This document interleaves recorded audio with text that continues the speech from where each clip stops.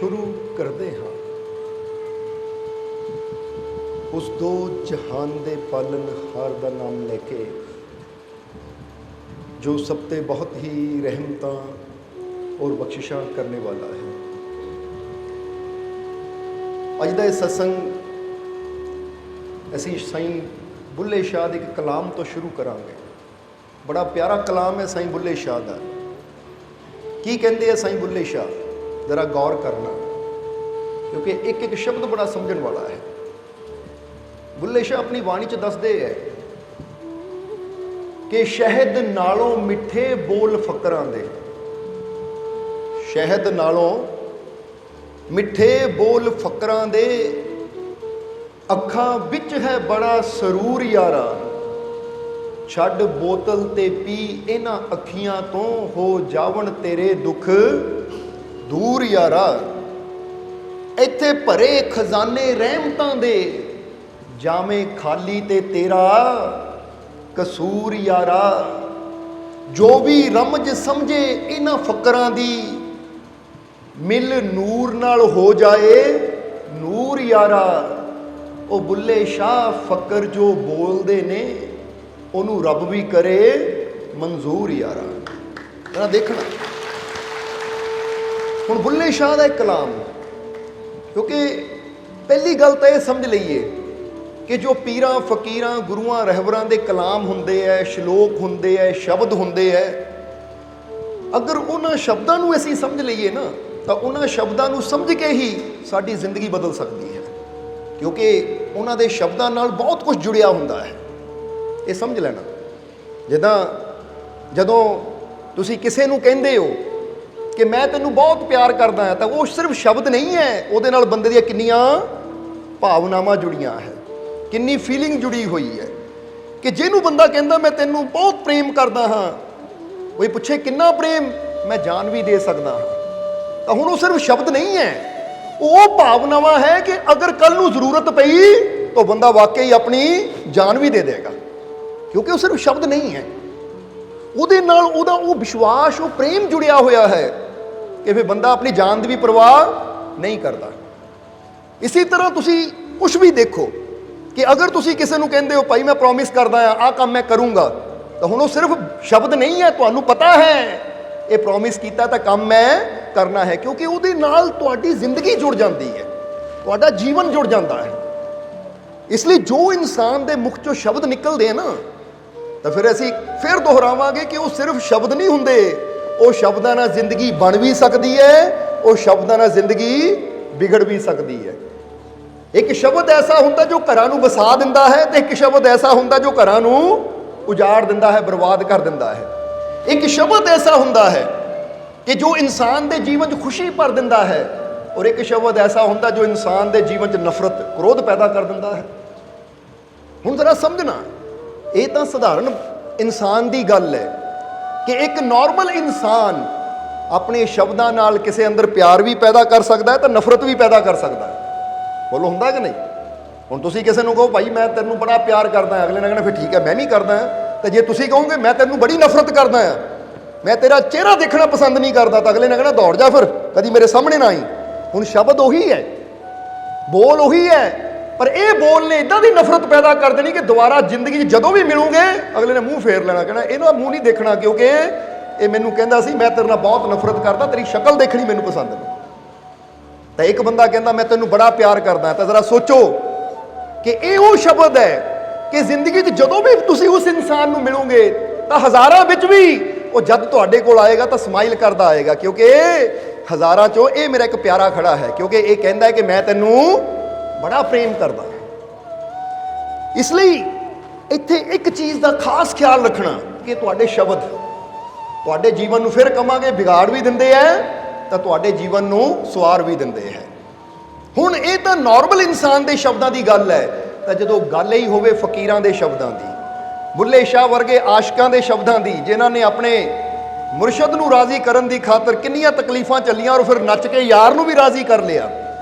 जे शब्दों की गल करिए गुरुआं रहबरां पीरां फकीरां दी, तो जिद्दां दसिया कि जे नॉर्मल इंसान के शब्दों च जीवन नूं बनाउण वाली, जीवन नूं बर्बाद करने वाली शक्ति है, ਕਿਸੇ ਨੂੰ ਪਿਆਰ ਨਾਲ, ਕਿਸੇ ਨੂੰ ਨਫ਼ਰਤ ਨਾਲ ਭਰਨ ਵਾਲੀ ਸ਼ਕਤੀ ਹੈ, ਤਾਂ ਜ਼ਰਾ ਸੋਚੋ ਫਕੀਰਾਂ, ਗੁਰੂਆਂ, ਰਹਿਬਰਾਂ, ਸੰਤਾਂ ਦੇ ਜ਼ੁਬਾਨ ਤੋਂ ਨਿਕਲਣ ਵਾਲੇ ਸ਼ਬਦਾਂ ਦੀ ਕੀਮਤ ਕੀ ਹੋਏਗੀ, ਉਹਨਾਂ ਦੀ ਅਹਿਮੀਅਤ ਕੀ ਹੋਏਗੀ। ਸਮਝਦੇ ਹੋ ਕਿ ਨਹੀਂ? ਕਿਉਂਕਿ ਜੇ ਤੁਹਾਡੇ ਸ਼ਬਦ ਦੂਜੇ ਅੰਦਰ ਪਿਆਰ ਭਰ ਸਕਦੇ ਹੈ, ਦੂਜੇ ਅੰਦਰ ਨਫ਼ਰਤ ਭਰ ਸਕਦੇ ਹੈ, ਤਾਂ ਫਿਰ ਫਕੀਰਾਂ ਦੇ ਸ਼ਬਦ ਸਾਡੇ ਜੀਵਨ 'ਚ ਰਹਿਮਤ ਵੀ ਭਰ ਸਕਦੇ ਹੈ, ਸਾਡੇ ਜੀਵਨ 'ਚ ਖੁਸ਼ੀਆਂ ਵੀ ਭਰ ਸਕਦੇ ਹੈ, ਸਾਡੇ ਜੀਵਨ 'ਚ ਆਨੰਦ ਸ਼ਾਂਤੀ ਵੀ ਪੈਦਾ ਕਰ ਸਕਦੇ ਹੈ। ਔਰ ਇਹੀ ਚੀਜ਼ ਸਾਈਂ ਬੁੱਲੇ ਸ਼ਾਹ ਇੱਥੇ ਦੱਸ ਰਹੇ ਹੈ, ਕਿਉਂਕਿ ਸਾਈਂ ਬੁੱਲੇ ਸ਼ਾਹ ਸ਼ਬਦਾਂ ਦੀ ਗੱਲ ਹੀ ਕਰਦੇ ਹੈ, ਬੋਲਾਂ ਦੀ ਗੱਲ ਹੀ ਕਰਦੇ ਹੈ ਕਿ ਸ਼ਹਿਦ ਨਾਲੋਂ ਮਿੱਠੇ ਬੋਲ ਫਕਰਾਂ ਦੇ। ਜ਼ਰਾ ਹੁਣ ਸਮਝਣਾ, ਕਿਉਂਕਿ ਸ਼ਹਿਦ ਨਾਲੋਂ ਮਿੱਠੇ ਬੋਲ ਕਿਹਾ। ਹੁਣ ਸ਼ਹਿਦ ਖਾਂਦੇ ਆ ਤਾਂ ਸਾਡੀ ਰਸਨਾ ਮਿੱਠੀ ਹੁੰਦੀ ਹੈ, ਬੰਦਾ ਕਹਿੰਦਾ ਬੜਾ ਟੇਸਟੀ, ਬੜਾ ਮਿੱਠਾ ਸ਼ਹਿਦ ਹੈ। ਹੁਣ ਉਹ ਸਿਰਫ ਸਾਡੀ ਆ ਜਿਹੜੀ ਕਿ 1.5 ਇੰਚ ਦੀ ਜ਼ੁਬਾਨ ਹੈ ਨਾ, ਉਹਨੂੰ ਸਵਾਦ ਦਿੰਦਾ ਹੈ। ਪਰ ਫਕੀਰਾਂ ਦੇ ਬੋਲਾਂ ਨੂੰ ਉਹਨਾਂ ਨੇ ਸ਼ਹਿਦ ਤੋਂ ਵੀ ਮਿੱਠੇ ਕਿਉਂ ਕਿਹਾ ਹੈ? ਕਿਉਂਕਿ ਫਕੀਰਾਂ ਦੇ ਸ਼ਬਦ ਜਦੋਂ ਸਾਡੇ ਕੰਨਾਂ ਦੇ ਜ਼ਰੀਏ ਸਾਡੇ ਹਿਰਦੇ 'ਚ ਵਸ ਜਾਂਦੇ ਹੈ, ਤਾਂ ਸਾਡੀ ਪੂਰੀ ਜ਼ਿੰਦਗੀ 'ਚ ਉਹ ਮਿਠਾਸ, ਉਹ ਸਵਾਦ ਪੈਦਾ ਕਰ ਦਿੰਦੇ ਆ। ਜਿੱਦਾਂ ਬੰਦਾ ਕਹਿੰਦਾ ਨਾ ਜ਼ਿੰਦਗੀ ਬੇਸਵਾਦੀ ਸੀ, ਜ਼ਿੰਦਗੀ 'ਚ ਕੋਈ ਸਵਾਦ ਹੈ ਨਹੀਂ ਸੀ, ਜ਼ਿੰਦਗੀ 'ਚ ਕੋਈ ਮਜ਼ਾ ਹੈ ਨਹੀਂ ਸੀ, ਜ਼ਿੰਦਗੀ 'ਚ ਕੋਈ ਸ਼ਾਂਤੀ, ਸਕੂਨ, ਖੁਸ਼ੀ ਹੈ ਨਹੀਂ ਸੀ। ਪਰ ਜਿੱਦਾਂ ਹੀ ਮੈਂ ਆਪਣੇ ਮੁਰਸ਼ਿਦ ਨਾਲ ਜੁੜਿਆ, ਉਹਦੇ ਬੋਲਾਂ ਨੂੰ ਸੁਣਿਆ, ਉਹਦੇ ਬੋਲਾਂ ਨੂੰ ਆਪਣੇ ਅੰਦਰ ਵਸਾਇਆ, ਤਾਂ ਮੇਰੇ ਜੀਵਨ 'ਚ ਆਨੰਦ ਆ ਗਿਆ, ਸ਼ਾਂਤੀ ਆ ਗਈ, ਸਕੂਨ ਆ ਗਿਆ, ਖੁਸ਼ੀ ਆ ਗਈ। ਫਿਰ ਬੰਦਾ ਕਹਿੰਦਾ ਜ਼ਿੰਦਗੀ ਜੀਣ ਦਾ ਮਜ਼ਾ ਆ ਗਿਆ। ਹੁਣ ਇਹ ਮਿਠਾਸ ਸਾਨੂੰ ਸ਼ਹਿਦ ਨਹੀਂ ਦੇ ਸਕਦਾ, ਸ਼ਾਂਤੀ ਦੀ, ਸਕੂਨ ਦੀ, ਖੁਸ਼ੀ ਦੀ, ਸੰਤੁਸ਼ਟੀ ਦੀ ਔਰ ਰੱਬ ਦੀਆਂ ਰਹਿਮਤਾਂ ਦੀ। ਇਹ ਤਾਂ ਫਕੀਰਾਂ ਦੇ ਬੋਲ, ਜਦੋਂ ਅਸੀਂ ਪ੍ਰੇਮ ਦੇ ਨਾਲ, ਸ਼ਰਧਾ ਦੇ ਨਾਲ ਸੁਣਦੇ ਹਾਂ ਔਰ ਉਹਨਾਂ ਨੂੰ ਆਪਣੇ ਦਿਲ 'ਚ ਜਦੋਂ ਵਸਾਉਂਦੇ ਹਾਂ, ਤਾਂ ਫਿਰ ਸਾਡੇ ਜੀਵਨ 'ਚ ਉਹ ਮਿਠਾਸ ਘੁਲ ਜਾਂਦੀ ਹੈ ਜੋ ਕੋਈ ਸ਼ੱਕਰ ਖੰਡ, ਜਿੱਦਾਂ ਬਾਬਾ ਫਰੀਦ ਨੇ ਵੀ ਕਿਹਾ ਹੈ, ਫਰੀਦਾ ਸ਼ੱਕਰ ਖੰਡ ਨਵਾਤ ਗੁੜ, ਮਾਖਿਓ ਮਾਝਾ ਦੁੱਧ, ਸਭੇ ਵਸਤਾਂ ਮਿੱਠੀਆਂ ਪਰ ਰੱਬ ਨਾ ਪੁੱਜਣ ਤੁਧ। ਕਿਉਂਕਿ ਬਾਬਾ ਫਰੀਦ ਵੀ ਉਹੀ ਗੱਲ ਆਪਣੇ ਤਰੀਕੇ ਨਾਲ ਦੱਸ ਰਹੇ ਹੈ। ਕਹਿੰਦੇ ਤੂੰ ਸ਼ੱਕਰ ਖਾ ਲੈ, ਗੁੜ ਖਾ ਲੈ, ਖੰਡ ਖਾ ਲੈ, ਮਿਸਰੀ ਖਾ ਲੈ, ਸ਼ਹਿਦ ਖਾ ਲੈ, ਹੁਣ ਜੋ ਮਰਜ਼ੀ ਤੂੰ ਖਾ ਲੈ, ਪਰ ਯਾਦ ਰੱਖ ਕਿ ਜਿਹੜੀਆਂ ਇਹ ਵਸਤੂਆਂ ਨਾ, ਇਹ ਪ੍ਰਮਾਤਮਾ ਦਾ, ਉਸ ਆਨੰਦ ਦਾ, ਉਹਦੀਆਂ ਰਹਿਮਤਾਂ ਦਾ, ਉਹਦੇ ਸਵਾਦ ਦਾ ਮੁਕਾਬਲਾ ਇਹ ਨਹੀਂ ਕਰ ਸਕਦੀਆਂ। ਕਿਉਂਕਿ ਸਭੇ ਵਸਤਾਂ ਮਿੱਠੀਆਂ ਪਰ ਰੱਬ ਨਾ ਪੁੱਜਣ ਤੁਧ, ਪਰ ਉਹਦੇ ਤੱਕ ਇਹਨਾਂ ਦੀ ਪਹੁੰਚ ਹੈ ਨਹੀਂ। ਕਿਉਂ? ਜ਼ਰਾ ਇਹ ਵੀ ਕਾਰਨ ਸਮਝ ਲਓ। ਕਿਉਂਕਿ ਸ਼ੱਕਰ ਅੰਦਰ ਮਿਠਾਸ ਹੈ, ਖੰਡ ਅੰਦਰ ਮਿਠਾਸ ਹੈ, ਡਿਫਰੈਂਟ। ਜਿਹਦਾ ਸਮਝਣਾ, ਡਿਫਰੈਂਟ ਦਾ ਮਤਲਬ ਹੈ ਤੁਸੀਂ ਖੰਡ ਨੂੰ ਖਾਓ, ਉਹਦਾ ਸਵਾਦ ਹੈ ਮਿੱਠਾ, ਪਰ ਸਵਾਦ ਥੋੜਾ ਟੇਸਟ ਹੋਰ ਹੈ। ਪਰ ਜਦੋਂ ਗੁੜ ਖਾਂਦੇ ਹੋ ਉਹ ਵੀ ਮਿੱਠਾ ਹੈ, ਪਰ ਉਹਦਾ ਟੇਸਟ ਕੁਛ ਹੋਰ ਹੈ। ਤੁਸੀਂ ਸ਼ਹਿਦ ਖਾਂਦੇ ਹੋ ਉਹ ਵੀ ਮਿੱਠਾ, ਪਰ ਉਹਦਾ ਟੇਸਟ ਕੁਛ ਕਹਿ ਦਿਓ ਹੋਰ ਹੈ। ਮਿਸਰੀ ਖਾਂਦੇ ਹੋ ਤਾਂ ਮਿਸਰੀ ਦਾ ਟੇਸਟ ਵੀ ਕੁਛ ਹੋਰ ਹੈ। ਹੁਣ ਕਿਸੇ ਦੀ ਅੱਖਾਂ ਤੇ ਪੱਟੀ ਬੰਨ੍ਹ ਕੇ ਤੁਸੀਂ ਉਹਦੇ ਮੂੰਹ 'ਚ ਖੰਡ ਦੇ ਕੁਛ ਮਿਠਾਸ ਨਾ, ਭਾਵੇਂ ਪੀਸ ਕੇ ਪਾਊਡਰ ਬਣਾ ਕੇ ਖੰਡ ਪਾ ਦਿਓ, ਭਾਈ ਟੇਸਟ ਕਰੋ, ਉਹਨਾਂ ਕਹਿਣਾ ਵੀ ਖੰਡ ਲੱਗਦੀ ਹੈ। ਫਿਰ ਤੁਸੀਂ ਗੁੜ ਨੂੰ ਪੀਸ ਕੇ ਸ਼ੱਕਰ ਬਣਾ ਕੇ ਮੂੰਹ 'ਚ ਪਾ ਦਿਓ, ਉਹਨਾਂ ਕਹਿਣਾ ਗੁੜ ਲੱਗਦਾ, ਕਿਉਂਕਿ ਟੇਸਟ ਡਿਫਰੈਂਟ ਹੈ। ਫਿਰ ਤੁਸੀਂ ਸ਼ਹਿਦ ਨੂੰ ਪਾ ਦਿਓ ਤਾਂ ਉਹਨਾਂ ਕਹਿਣਾ ਬਈ ਇਹ ਸ਼ਹਿਦ ਹੈ। ਯਾਨੀ ਅੰਨਾ ਇਨਸਾਨ ਵੀ ਦੱਸ ਦੇਗਾ ਕਿ ਗੁੜ ਦਾ ਟੇਸਟ ਕੀ ਹੈ, ਖੰਡ ਦਾ ਟੇਸਟ ਕੀ ਹੈ ਔਰ ਸ਼ਹਿਦ ਦਾ ਟੇਸਟ ਕੀ ਹੈ ਮਿੱਠੇ, ਪਰ ਟੇਸਟ ਡਿਫਰੈਂਟ ਹੈ।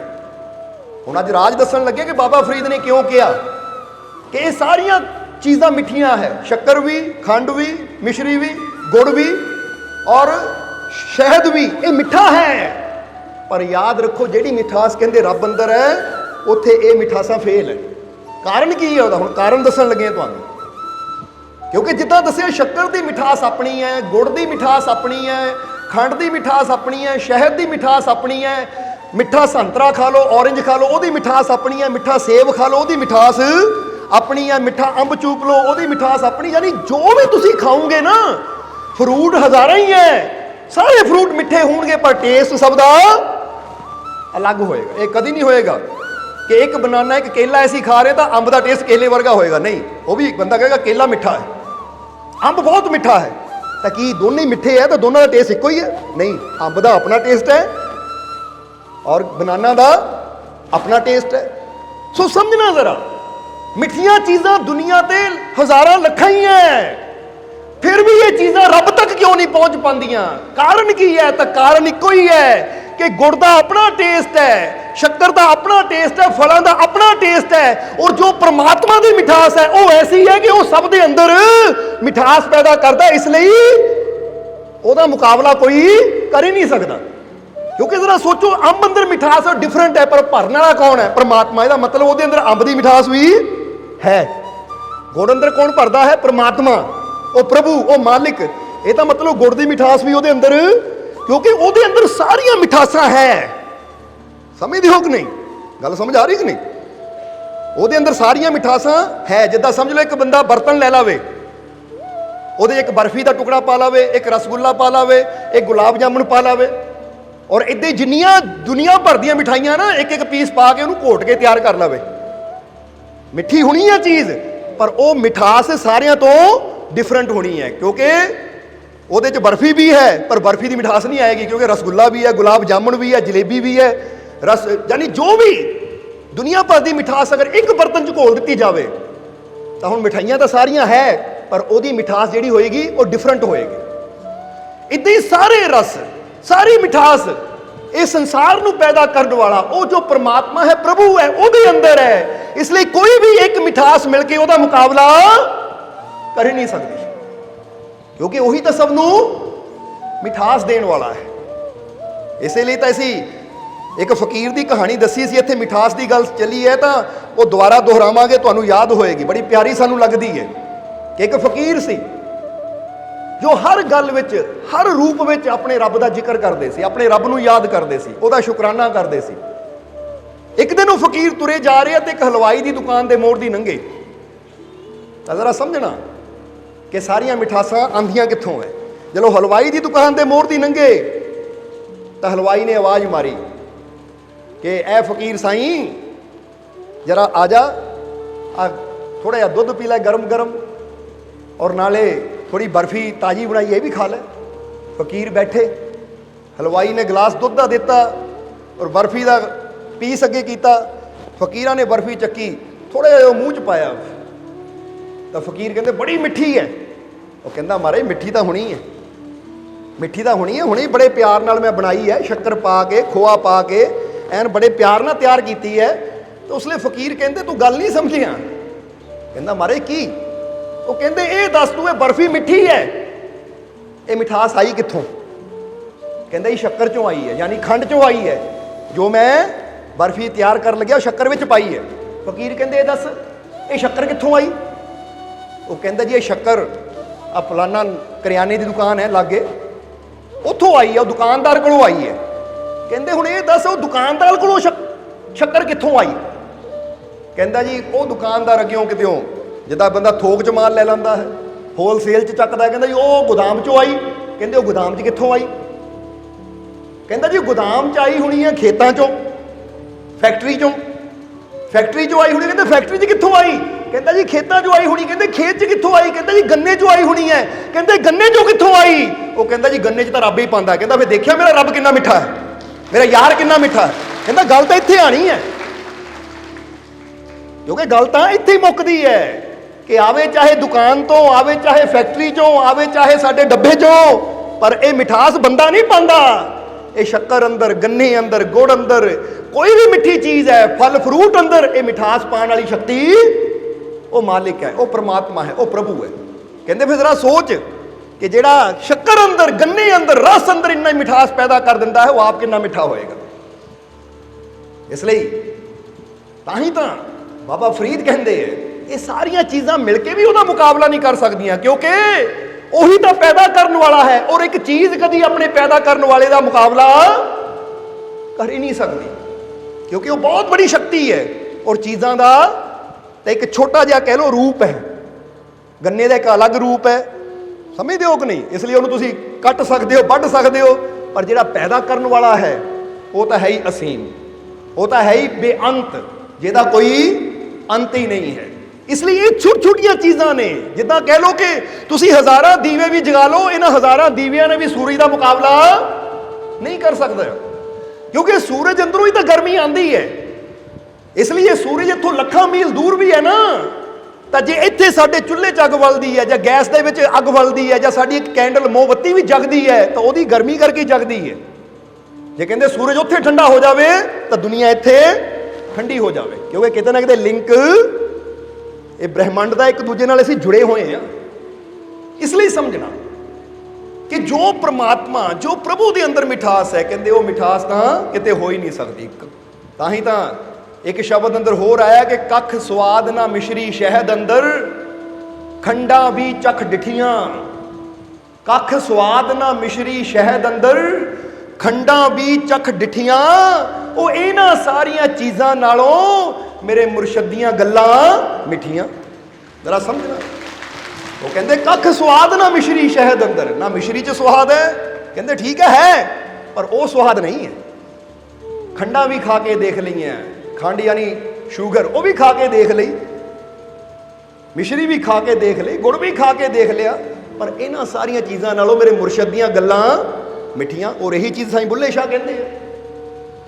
बुल्ले शाह कहते हैं कि शहद नालों मिठे बोल फकरां दे, क्योंकि फकीरां दे बोल, जरा समझना कि फकीरां दे बोल शहद नालों मिठे क्यों किया। जिद्दां दसिया कि शहद तो सिर्फ साडी जुबान नूं मिठास दिंदा है, थोड़ी देर का स्वाद दिंदा है, पर फकीरां दे बोल अगर साडे हिरदे च वस जान और उस ते असीं अमल करना शुरू कर दईए तो फकीरां दे बोल साडे जीवन नूं मिठास नाल भर दिंदे है, खुशियां नाल, आनंद नाल भर दिंदे है।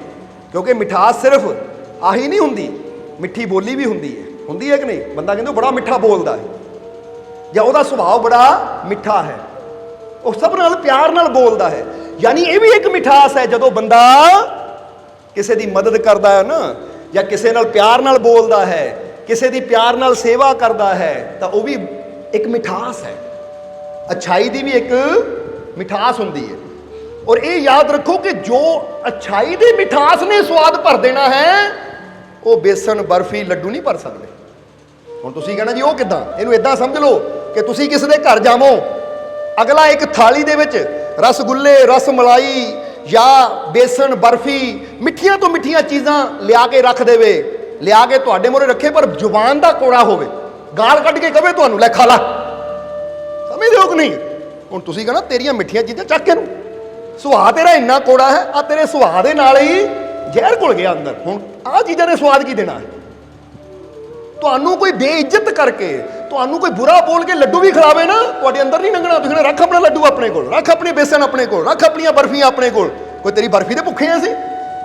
अगर तू बर्फी ना भी दिंदा, प्यार दे दिंदा, तो सानू उद्दां ही सुकून मिल जाना सी। क्योंकि प्रेम नाल तां कोई सिंपल पानी का गिलास भी पिला देवे तो वो भी शरबत वांगू मिठा लगता है। तो नफरत नाल बेइज्जती करके कोई शरबत भी पिलावे तो भी जहर बन जाता है। बोलो गल सही है कि नहीं। इसलिए असली मिठास किहड़ी है, लड्डूआं विच है या साडे बोलबाणी च है। ये गल याद रखो। और एक गल होर कहांगे कि जिहड़ी मिठास लड्डूआं च हुंदी ना, इहदा किते ना किते नुकसान भी हुंदा हैल्थ नूं। क्योंकि जिन्नी ज़्यादा असीं मिठाई खांदे हैं उन्ना शूगर होने के चांस वध जाते हैं। पर जिन्नी मिठास साडे बोलबाणी च होएगी, साडे सुभाਅ च होएगी, उन्ना ही साडी हैल्थ भी अच्छी रहेगी और साडा परिवार भी, साडा घर भी, साडा जीवन भी खुशियां नाल भरपूर रहेगा। यानी वो साडी हैल्थ वास्ते भी चंगा है, मिठा सुभाव, मिठा बोलना। ताही तो गुरबाणी भी कहते ना मिठत नीवी नानका। वो कहते मिठास, निमरता जो इंसान के अंदर आती है ना, कि इंसान के अंदर निमरता आ जाती है, तो वो मिठास है कि जिहदी सिफत परमात्मा भी करता है, ये दुनिया ते भी हुंदी है। समझदे हो कि नहीं। इसलिए अपने अंदर ऐसी वो मिठास, यानी अपने सुभाव नूं मिठा बनाइए, अपनी बोलबाणी नूं मिठा बनाइए। और ये मिठास कदों आएगी जो फकीरां दे बोल सुनांगे। क्योंकि फकीरां दे मिठे बोल साडे हिरदे च वसणगे। तां जिद्दां हुण इत्थे एक मैडिकली तौर पर समझावांगे थोड़ा जिहा कि फर्ज करो असीं लड्डू बर्फी बेसन की मिठास खांदे हां, तो उन्हां की वधाना है, साडे ब्लड शूगर दे लैवल नूं वधाना है। यानी जो साडी खून में शूगर है उन्होंने अप करना है। जिन्ना मिठा खावांगे उन्नी शूगर लैवल वधेगा। जरा समझना। हुण बाहरली मिठाई जदों खांदे हैं साडे अंदर जाती है तो साडा बीमारी वाला लैवल अप हुंदा है, शूगर लैवल अप हुंदा है। तो जदों फकीरां दे मिठे बोल साडे अंदर जाते हैं तो साडे अच्छे करनी वाला, साडे सुभाਅ वाला मिठास जिहड़ी है ना, क्योंकि जिद्दां दस्सिया कि सुभाਅ दी मिठास हुंदी है, एक बोलबाणी दी मिठास हुंदी है। जदों फकीरां दे मिठे बोल साडे अंदर जाते हैं तो साडी मिठास जिहड़ी है ना, बोलबाणी दी मिठास वाला लैवल अप हुंदा है, साडे मिठे सुभाਅ वाला लैवल अप हुंदा है। ਕਿਉਂਕਿ ਕੋੜੇ ਤੋਂ ਕੋੜੇ, ਬੁਰੇ ਤੋਂ ਬੁਰੇ ਸੁਭਾਅ ਵਾਲਾ ਵੀ ਜਦੋਂ ਫਕੀਰਾਂ ਦੀ ਸੋਬਤ 'ਚ ਬੈਠ ਕੇ ਉਹਨਾਂ ਦੇ ਵਚਨ ਸੁਣਨਾ ਸ਼ੁਰੂ ਕਰ ਦੇਵੇ ਤਾਂ ਜਿਹੜੀ ਕੜੱਤਨ ਹੈ ਉਹ ਖਤਮ ਹੁੰਦੀ ਚਲੀ ਜਾਂਦੀ ਤੇ ਮਿਠਾਸ ਵੱਧਦੀ ਚਲੀ ਜਾਂਦੀ। ਸਮਝਦੇ ਹੋ ਕਿ ਨਹੀਂ? ਜਿੱਦਾਂ ਕਈ ਦਵਾਈਆਂ ਹੁੰਦੀਆਂ ਨਾ, ਬੜੀਆਂ ਕੌੜੀਆਂ ਹੁੰਦੀਆਂ ਹੈ, ਪਰ ਉਹਦੇ 'ਚ ਮਿੱਠਾ ਪਾ ਕੇ ਉਹਨੂੰ ਥੋੜਾ ਮਿੱਠਾ ਬਣਾਉਣ ਦੀ ਕੋਸ਼ਿਸ਼ ਕੀਤੀ ਜਾਂਦੀ, ਔਰ ਉੱਪਰ ਗੋਲੀਆਂ ਦੇ ਉੱਪਰ ਲੇਪ ਵੀ ਲਾ ਦਿੱਤਾ ਜਾਂਦਾ ਹੈ ਕਿ ਉੱਪਰੋਂ ਚੱਟੋ ਤਾਂ ਮਿੱਠੀ ਹੁੰਦੀ ਤਾਂ ਅੰਦਰੋਂ ਕੜਵੀ ਹੁੰਦੀ ਹੈ। ਹੁਣ ਜਰਾ ਸਮਝਣਾ, ਇਹ ਦੱਸਿਆ ਕੀ ਜਾਂਦਾ ਹੈ ਕਿ ਜੇ ਤੇਰੇ ਅੰਦਰ ਕੜਵਾਹਟ ਵੀ ਹੈ ਤਾਂ ਜਦੋਂ ਫਕੀਰਾਂ ਦੇ ਮਿੱਠੇ ਬੋਲ ਤੇਰੇ ਅੰਦਰ ਜਾਣਗੇ ਤਾਂ ਤੇਰੀ ਕੜਵਾਹਟ ਥੱਲੇ ਰਹਿ ਜਾਏਗੀ ਔਰ ਮਿਠਾਸ ਦਾ ਲੈਵਲ ਇੰਨਾ ਉੱਪਰ ਚੜ ਜਾਏਗਾ, ਅਪ ਹੋ ਜਾਏਗਾ ਕਿ ਫਿਰ ਜਿਹੜਾ ਤੇਰਾ ਕੋੜਾ ਸੁਭਾਅ ਹੈ ਉਹ ਕਿਸੇ ਨੂੰ ਪਰੇਸ਼ਾਨ ਨਹੀਂ ਕਰੇਗਾ। ਜਿੱਦਾਂ ਕੋੜੀ ਗੋਲੀ ਜਦੋਂ ਮਿੱਠੀ ਲੇਅਰ ਉੱਪਰ ਚੜ ਗਈ ਉਹ ਖਾਣ ਵਾਲੇ ਨੂੰ ਪਰੇਸ਼ਾਨ ਨਹੀਂ ਕਰਦੀ, ਬਲਕਿ ਆਰਾਮ ਨਾਲ। ਕਦੀ ਖਾਧੀ ਨਾ ਗੋਲੀ ਇਦਾਂ ਦੀ? ਕਿਹਨੇ ਖਾਧੀ ਹੈ? ਖਾਧੀ ਹੋਏਗੀ ਕਿ ਉੱਪਰੋਂ ਮਿੱਠੀ ਹੁੰਦੀ, ਅੰਦਰੋਂ ਕੜਵੀ ਹੁੰਦੀ ਹੈ। ਤੋੜੋ ਤਾਂ ਅੰਦਰੋਂ ਕੜਵੀ। ਇਦਾਂ ਹੀ ਇਨਸਾਨ ਦੇ ਅੰਦਰ ਵੀ ਇਹ ਜਿਹੜੀ ਕੜਵਾਹਟ ਹੈ, ਜਿੱਦਾਂ ਜਿੱਦਾਂ ਫਕੀਰਾਂ ਦੇ ਵਚਨ ਅੰਦਰ ਜਾਂਦੇ ਤਾਂ ਲੇਅਰ ਚੜਦੀ ਹੈ ਮਿੱਠੇਪਨ ਵਾਲੀ, ਅੱਛਾਈ ਵਾਲੀ, ਔਰ ਜਿੱਦਾਂ ਜਿੱਦਾਂ ਅੱਛਾਈ ਵੱਧਦੀ ਚਲੀ ਜਾਂਦੀ ਹੈ ਤਾਂ ਕੜਵਾਹਟ ਬਹੁਤ ਥੱਲੇ ਰਹਿ ਜਾਂਦੀ ਹੈ ਕਿ ਫਿਰ ਉਹ ਕੜਵਾਪਨ ਜੋ ਇਨਸਾਨ ਦੇ ਅੰਦਰ ਹੁੰਦਾ ਉਹ ਕਿਸੇ ਨੂੰ ਪਰੇਸ਼ਾਨ ਨਹੀਂ ਕਰਦਾ, ਬਲਕਿ ਜਿੱਧਰ ਦੀ ਇਨਸਾਨ ਗੁਜ਼ਰ ਜਾਂਦਾ ਹੈ ਉਹ ਸਭ ਨਾਲ ਮਿੱਠਾ ਬੋਲਦਾ, ਮਿੱਠਾ ਬਣਦਾ ਹੈ। ਮਿੱਠਾ ਬਣਦਾ ਮਤਲਬ ਆਪਣੇ ਮਿਠਾਸ ਦੇ ਸੁਭਾਅ ਨਾਲ ਸਭ ਦੇ ਦਿਲਾਂ ਨੂੰ ਮਿਠਾਸ ਦਿੰਦਾ, ਖੁਸ਼ੀਆਂ ਦਿੰਦਾ ਚਲਾ ਜਾਂਦਾ ਹੈ। ਇਸ ਲਈ ਜੇ ਤੁਹਾਨੂੰ ਲੱਗਦਾ ਹੈ ਕਿ ਮੇਰੇ ਜੀਵਨ 'ਚ ਥੋੜੀ ਕੜਵਾਹਟ ਹੈ, ਮੈਨੂੰ ਕ੍ਰੋਧ ਆ ਜਾਂਦਾ ਹੈ, ਮੇਰੀ ਜ਼ੁਬਾਨ ਤੋਂ ਗਾਲੀ ਗਲੋਚ ਨਿਕਲ ਜਾਂਦਾ ਹੈ, ਮੇਰੀ ਜ਼ੁਬਾਨ ਤੋਂ ਬੁਰੇ ਬੋਲ ਨਿਕਲ ਜਾਂਦੇ ਹੈ ਕਿਉਂਕਿ ਕੜਵੇ ਹੈ ਜੋ ਦੂਜੇ ਨੂੰ ਤਕਲੀਫ ਦੇਣ ਵਾਲੇ ਹੈ, ਤਾਂ ਹੁਣ ਜ਼ਰੂਰਤ ਹੈ ਮੈਨੂੰ ਫਕੀਰਾਂ ਦੀ ਸੋਬਤ ਵਿੱਚ ਬਹਿ ਕੇ ਉਹਨਾਂ ਦੇ ਮਿੱਠੇ ਵਚਨ ਸੁਣਨ ਦੀ। ਕਿਉਂਕਿ ਜੇ ਮੇਰਾ ਕੜਵਾਹਟ ਵਾਲਾ ਲੈਵਲ ਜ਼ਿਆਦਾ ਹੈ ਨਾ, ਤਾਂ ਹੁਣ ਕੜਵਾਹਟ ਵਾਲੇ ਲੈਵਲ ਨੂੰ ਘੱਟ ਕਰਨ ਵਾਸਤੇ ਅੰਦਰ ਮਿਠਾਸ ਜਿੰਨੀ ਜ਼ਿਆਦਾ ਪਾਉਂਗਾ, ਔਰ ਉਹ ਗੁੜ ਜਾਂ ਮਿਸ਼ਰੀ ਵਾਲੀ ਮਿਠਾਸ ਨਹੀਂ, ਉਹ ਹੈ ਫਕੀਰਾਂ ਦੇ ਬਚਨਾਂ ਵਾਲੀ ਮਿਠਾਸ।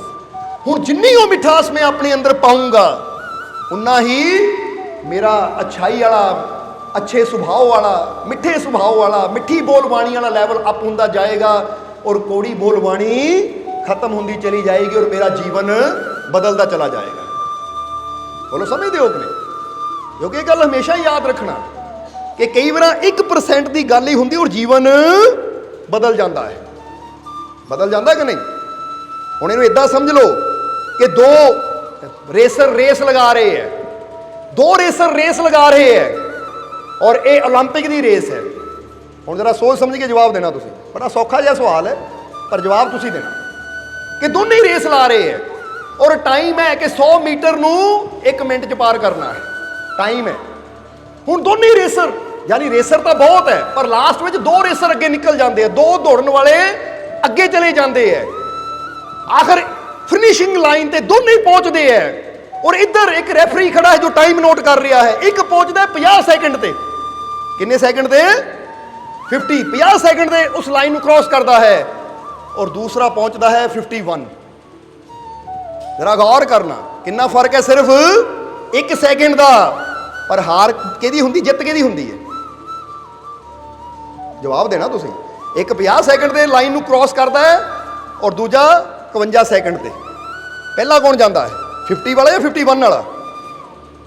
50 ਜਵਾਬ ਦਿਓ। 50 ਵਾਲਾ ਨੇ ਜਾਂਦਾ ਨਾ ਪਹਿਲਾਂ, ਕਿਉਂਕਿ ਕਿਸੇ ਨੇ ਸ਼ਾਇਦ 51 ਕਹਿ ਦਿੱਤਾ ਸੀ। ਅਸੀਂ ਹੈਰਾਨ ਹੋ ਗਏ ਕਿ ਕਮਾਲ ਦੀ ਗੱਲ ਹੈ, ਸੌਖਾ ਜਿਹਾ ਤਾਂ ਸਵਾਲ ਹੈ। ਕਿਉਂਕਿ 51 ਦਾ ਮਤਲਬ 1 ਸੈਕਿੰਡ ਲੇਟ, 50 ਦਾ ਮਤਲਬ 1 ਸੈਕਿੰਡ ਪਹਿਲਾਂ। ਹੁਣ ਫਿਨਿਸ਼ਿੰਗ ਲਾਈਨ ਤੇ 1 ਸੈਕਿੰਡ ਦਾ ਵੀ ਬਹੁਤ ਬੜਾ ਰੋਲ ਹੁੰਦਾ ਹੈ, ਕਿਉਂਕਿ 1 ਸੈਕਿੰਡ ਪਹਿਲਾਂ ਜੋ ਜਾਂਦਾ ਹੈ ਉਹ 골ਡ ਮੈਡਲ ਲੈ ਲੈਂਦਾ ਹੈ ਤੇ 1 ਸੈਕਿੰਡ ਬਾਅਦ ਜੋ ਜਾਂਦਾ ਉਹਨੂੰ ਸਿਲਵਰ ਮਿਲਦਾ ਹੈ। ਫਰਕ ਕਿੰਨਾ ਪਿਆ? 1 ਸੈਕਿੰਡ। ਪਰ ਦੇਖੋ 골ਡ ਤੋਂ ਸਿਲਵਰ ਤੇ ਆ ਗਿਆ। ਕਿੱਥੇ ਸੋਨਾ ਹੋ ਸਕਦਾ ਸੀ, ਚੈਂਪੀਅਨ ਹੋ ਸਕਦਾ ਸੀ, ਤਾਂ ਕਿੱਥੇ ਦੂਜੇ ਨੰਬਰ ਤੇ ਰਹਿ ਗਿਆ। ਪਹਿਲਾਂ ਤਾਂ ਫਿਰ ਪਹਿਲਾਂ ਹੀ ਹੁੰਦਾ ਹੈ। ਹੁਣ ਇੱਥੋਂ ਹੀ ਸਮਝ ਆਉਂਦੀ ਹੈ ਕਿ 1 ਸੈਕਿੰਡ ਦਾ ਵੀ ਸਾਡੇ ਜੀਵਨ 'ਚ ਕਿੱਡਾ ਬੜਾ ਰੋਲ ਹੈ। ਹੁਣ ਤੁਸੀਂ ਤੱਕੜੀ ਫੜਦੇ ਹੋ, ਤੱਕੜੀ ਫੜਦੇ ਹੋ, ਇੱਕ ਪਾਸੇ 50 ਗ੍ਰਾਮ ਦਾ ਬੱਟਾ ਹੈ, ਦੂਜੇ ਪਾਸੇ 51, ਤਾਂ ਪਲਣਾ ਕਿਹਦਾ ਭਾਰੀ ਹੋਣਾ ਹੈ? ਹਾਲਾਂਕਿ ਗ੍ਰਾਮ ਇੱਕੋ ਹੀ ਵਾਧੂ ਹੈ ਪਰ 1 ਗ੍ਰਾਮ ਦਾ ਵੀ ਹੈ, ਕਹਿੰਦੇ 1 ਵੀ ਛੱਡੋ, ਅੱਧਾ ਗ੍ਰਾਮ ਵੀ ਵਾਧੂ ਪਾ ਦਿਓ ਤਾਂ ਉਧਰ 50.5 ਹੋ ਗਿਆ, ਉਹ ਝੁਕ ਜਾਣਾ ਹੈ, ਉਹਦਾ ਪਲੜਾ ਭਾਰੀ ਹੈ। ਯਾਨੀ 1 ਵੀ ਬਹੁਤ ਜ਼ਿਆਦਾ ਔਰ ਅੱਧਾ ਵੀ ਬਹੁਤ ਜ਼ਿਆਦਾ ਮਾਇਨੇ ਰਖਾਂਦਾ ਹੈ। ਇਸ ਲਈ ਤੁਹਾਡੇ ਜੀਵਨ 'ਚ ਅਗਰ ਸੰਤਾਂ ਦੀ ਸੰਗਤ 'ਚ ਬੈਠ ਕੇ, ਫਰਜ਼ ਕਰੋ ਬੰਦਾ ਕਹਿੰਦਾ ਹੈ कि मेरे अंदर 50% अच्छाई है, 50% बुराई है। तो जे मैं संतां दी संगत च बह के सत्संग सुन के उन्हां दे वचनां नूं अंदर वसा के जे पहले दिन ही मैं 50 तो 51 ते अच्छाई आ गई, तो मैं सिल्वर तो गोल्ड ते पहुंच गया। फर्क पै गया मेरे जीवन च, क्योंकि कुछ बदलाव आ गया। 1% नाल ही जिंदगी बदलनी शुरू हो जाती है, समझते हो कि नहीं? 1% नाल ही। पर वो 1% हासिल करने वास्ते सानू, यानी अच्छाई वाला 1% ਵਧਾਉਣ वास्ते, अपने जीवन च मिठास का 1% ਵਧਾਉਣ वास्ते, अच्छी करनी का 1% ਵਧਾਉਣ वास्ते सानू फकीरां दी सोबत विच बह के उन्हां दे वचन सुनने पैंदे हैं। जरा समझना सारिਆਂ ने। इसलिए बुल्ले शाह कहते हैं कि जे अच्छाई की मिठास नूं ਵਧਾਉਣਾ है तो फकीरां दे मिठे बोल सुन, क्योंकि फकीरां दे मिठे बोल अंदर जाणगे, जिद्दां गुड़ बर्फी लड्डू अंदर जाता तो शूगर का लैवल अप हुंदा है, इसी तरह फकीरां दे मिठे बोल अंदर जाणगे तो रूहानीयत विच, या कह लो तेरी अच्छाई विच वाधा होएगा, ये लैवल अप होएगा। तेरा सुभाव मिठा हुंदा चला जाएगा, तेरी करनी मिठी हुंदी चली जाएगी, तेरे अंदर प्रेम की मिठास आएगी, तेरे अंदर आनंद की मिठास आएगी, खुशियां की मिठास आएगी, प्रेम की विश्वास की मिठास तेरे अंदर आएगी। इसलिए प्यारिया, फकीरां दे मिठे बोल सुन जे जीवन को मिठा बनाना है। समझते हो कि नहीं? फिर एक बार कहांगे चाह मिठी बनानी है तो गुड़ या शक्कर पाओ, तो जे जीवन मिठा बनाना तो गुड़ शक्कर पाना कुछ नहीं होना। क्योंकि कई बार की हुंदा है कि बंदा मिठा तो बहुत खाता है। जिदा नथू लाल अपनी घर वाली लैके डॉक्टर को गया, जो डॉक्टर को गया तो डॉक्टर ने कहा मैनू शुगर लैवल चैक करना पैना है। तो जो उन्हें उंगली च पिन मार के ना ਉਹਦਾ ਸ਼ੂਗਰ ਲੈਵਲ ਚੈੱਕ ਕੀਤਾ, ਬਲੱਡ ਲੈ ਕੇ ਇੱਕ ਬੂੰਦ ਮਸ਼ੀਨ ਤੇ ਪਾਇਆ, ਜਦੋਂ ਦੱਸਿਆ ਉਹ ਕਹਿੰਦਾ ਕਮਾਲ ਦੀ ਗੱਲ ਹੈ, ਸ਼ੂਗਰ ਹੀ 450 ਹੈ। ਨੱਥੂ ਲਾਲ ਕਹਿੰਦਾ 450 ਸ਼ੂਗਰ, ਇੰਨੀ ਮਿਠਾਸ? ਉਹ ਕਹਿੰਦੇ ਹਾਂ ਵੱਧ ਸਕਦੀ ਹੈ, ਅੱਗੇ 500 ਵੀ ਹੋ ਸਕਦੀ ਹੈ, 550 ਵੀ ਹੋ ਸਕਦੀ ਹੈ, ਇਹ ਤਾਂ 450 ਹੈ। ਨੱਥੂ ਲਾਲ ਨੇ ਦੇਖਿਆ ਪੈਰਾਂ ਤੋਂ ਲੈ ਕੇ ਸਿਰ ਤੱਕ ਆਪਣੀ ਘਰ ਵਾਲੀ ਨੂੰ, ਕਹਿੰਦਾ ਕਮਾਲ ਦੀ ਗੱਲ ਹੈ ਤੇਰੀ ਭਗਵਾਨ ਨੇ, ਬਲੱਡ ਵਿੱਚ ਇੰਨੀ ਸ਼ੂਗਰ 450, पर मजाल है कदी तेरी जुबान ते आई होवे, इन्नी शुगर रखी हुई है अपनी बॉडी च, तो जुबान ते कदी मिठास आई नहीं। कमाल दी गल है, कहना ये तो वही गल है कि बोरी शक्कर ना भरी होवे तो कदी बाहर निकले ना शक्कर। कितनी हैरानी दी गल, कम से कम जे ब्लड में 450 शुगर है तो जुबान तो भी कदी एक अद्धा मिठा बोल दिया कर, कदी ना कदी तो जुबान ते आवे। पर नहीं, कई बार हुंदा कि बंदा मिठा तो बहुत खाता है पर जुबान उहदी कौड़ी दी कौड़ी हुंदी है। समझ आ रही साडी गल? इसलिए फिर वो मिठास नूं की करना, इसलिए असीं दस रहे हैं कि फकीरां दे बोल सुनो, तो फकीरां दे बोल वो मिठास ਵਧਾਣਗੇ ਜਿਹਦੇ ਨਾਲ ਤੁਹਾਨੂੰ ਦੁਨੀਆ ਤੇ ਵੀ ਖੁਸ਼ੀਆਂ ਮਿਲਣਗੀਆਂ, ਦੁਨੀਆ ਤੇ ਵੀ ਕਾਮਯਾਬੀ ਮਿਲੇਗੀ, ਔਰ ਰੱਬ ਦੇ ਘਰ ਵੀ ਤੁਹਾਨੂੰ ਕਾਮਯਾਬੀ ਮਿਲੇਗੀ। परमात्मा भी ਤੁਹਾਨੂੰ ਆਪਣੇ ਗਲ ਨਾਲ ਲਾ ਲਏਗਾ। ਹੁਣ ਮਿੱਠਾ ਬੋਲਣ ਵਾਲਿਆਂ ਨੂੰ ਦੁਨੀਆ ਤੇ ਕਾਮਯਾਬੀ ਮਿਲਦੀ ਹੈ ਜਾਂ ਨਹੀਂ? ਜਵਾਬ ਦਿਓ ਸਾਨੂੰ। कोई दुकानदार मिठा बोलेगा वो कस्टमर बढ़नगे कि नहीं, गाहकी बढ़ेगी कि नहीं? जे कोई भी बिजनेसमैन सब नाल मिठा बोलेगा तो बिजनेस बढ़ेगा, कोई व्यापारी मिठा बोलेगा तो व्यापार बढ़ेगा। जे एक कंपनी में कोई काम करता है वो अपने मैनेजर नाल मिठा बोलेगा तो मैनेजर तो खुश हो के शायद उन्हें प्रमोशन दे दे, तरक्की दे दे। एक दिहाड़ीदार, एक रिक्शे वाला, एक टैक्सी चलाने वाला, एक ऑटो चलाने वाला भी अगर अपन सवारियां नाल मिठा बोलेगा तो वह व्यापार भी बढ़ेगा। तो जे वो गलत बोलेगा तो अगले सवारी ने की कहना, होर ऑटो च बह जा, मगर इन्ना नहीं बैठना, इनू बोलने की तमीज़ है नहीं। एक बंदा हुशियारपुर की गल दसना चाहते हैं असीं कि बहुत साल पहला सन 1988-99 की गल होनी है, क्योंकि 92 तो बड़े मालिक दुनिया तो पर्दा कर गए, कि 89 या 90 की गल होनी है कि हुशियारपुर असीं जाईदा हुंदा सी। कई बार उत्थे एक रेहड़ी हुंदी सीगी, हुण दसना चाहते हकीकत साडे देखण दी। वो रेहड़ी हुंदी सी, उहनूं कोटू समोसिਆਂ वाला कहा जाता सी। वो रेहड़ी लांदा हुंदा सी, एक रेहड़ी हुंदी सी छोटी जी रेहड़ी, पर उहदी बोली इन्नी मिठी हुंदी सी, सबनूं इन्ना प्यार नाल बुलांदा सी, जी करके आओ जी, बैठो जी, होर लैना जी समोसा, समोसे की रेहड़ी लांदा हुंदा सी। तो इन्ना उहदे रश रहना उहदी मिठास करके, समोसे तो होर भी बहुत मिलते सी। फिर हौली हौली कुछ सालों च रेहड़ी तो उन्हें अपनी उत्थे ही हुशियारपुर में जिथे रेहड़ी लांदा सी उहदे लागे उन्हें अपनी जमीन लैके उत्थे बड़ा जिहदा शोरूम खोलते हैं ना, रेस्टोरेंट खोलते हैं, उन्हें वो खोल लिया।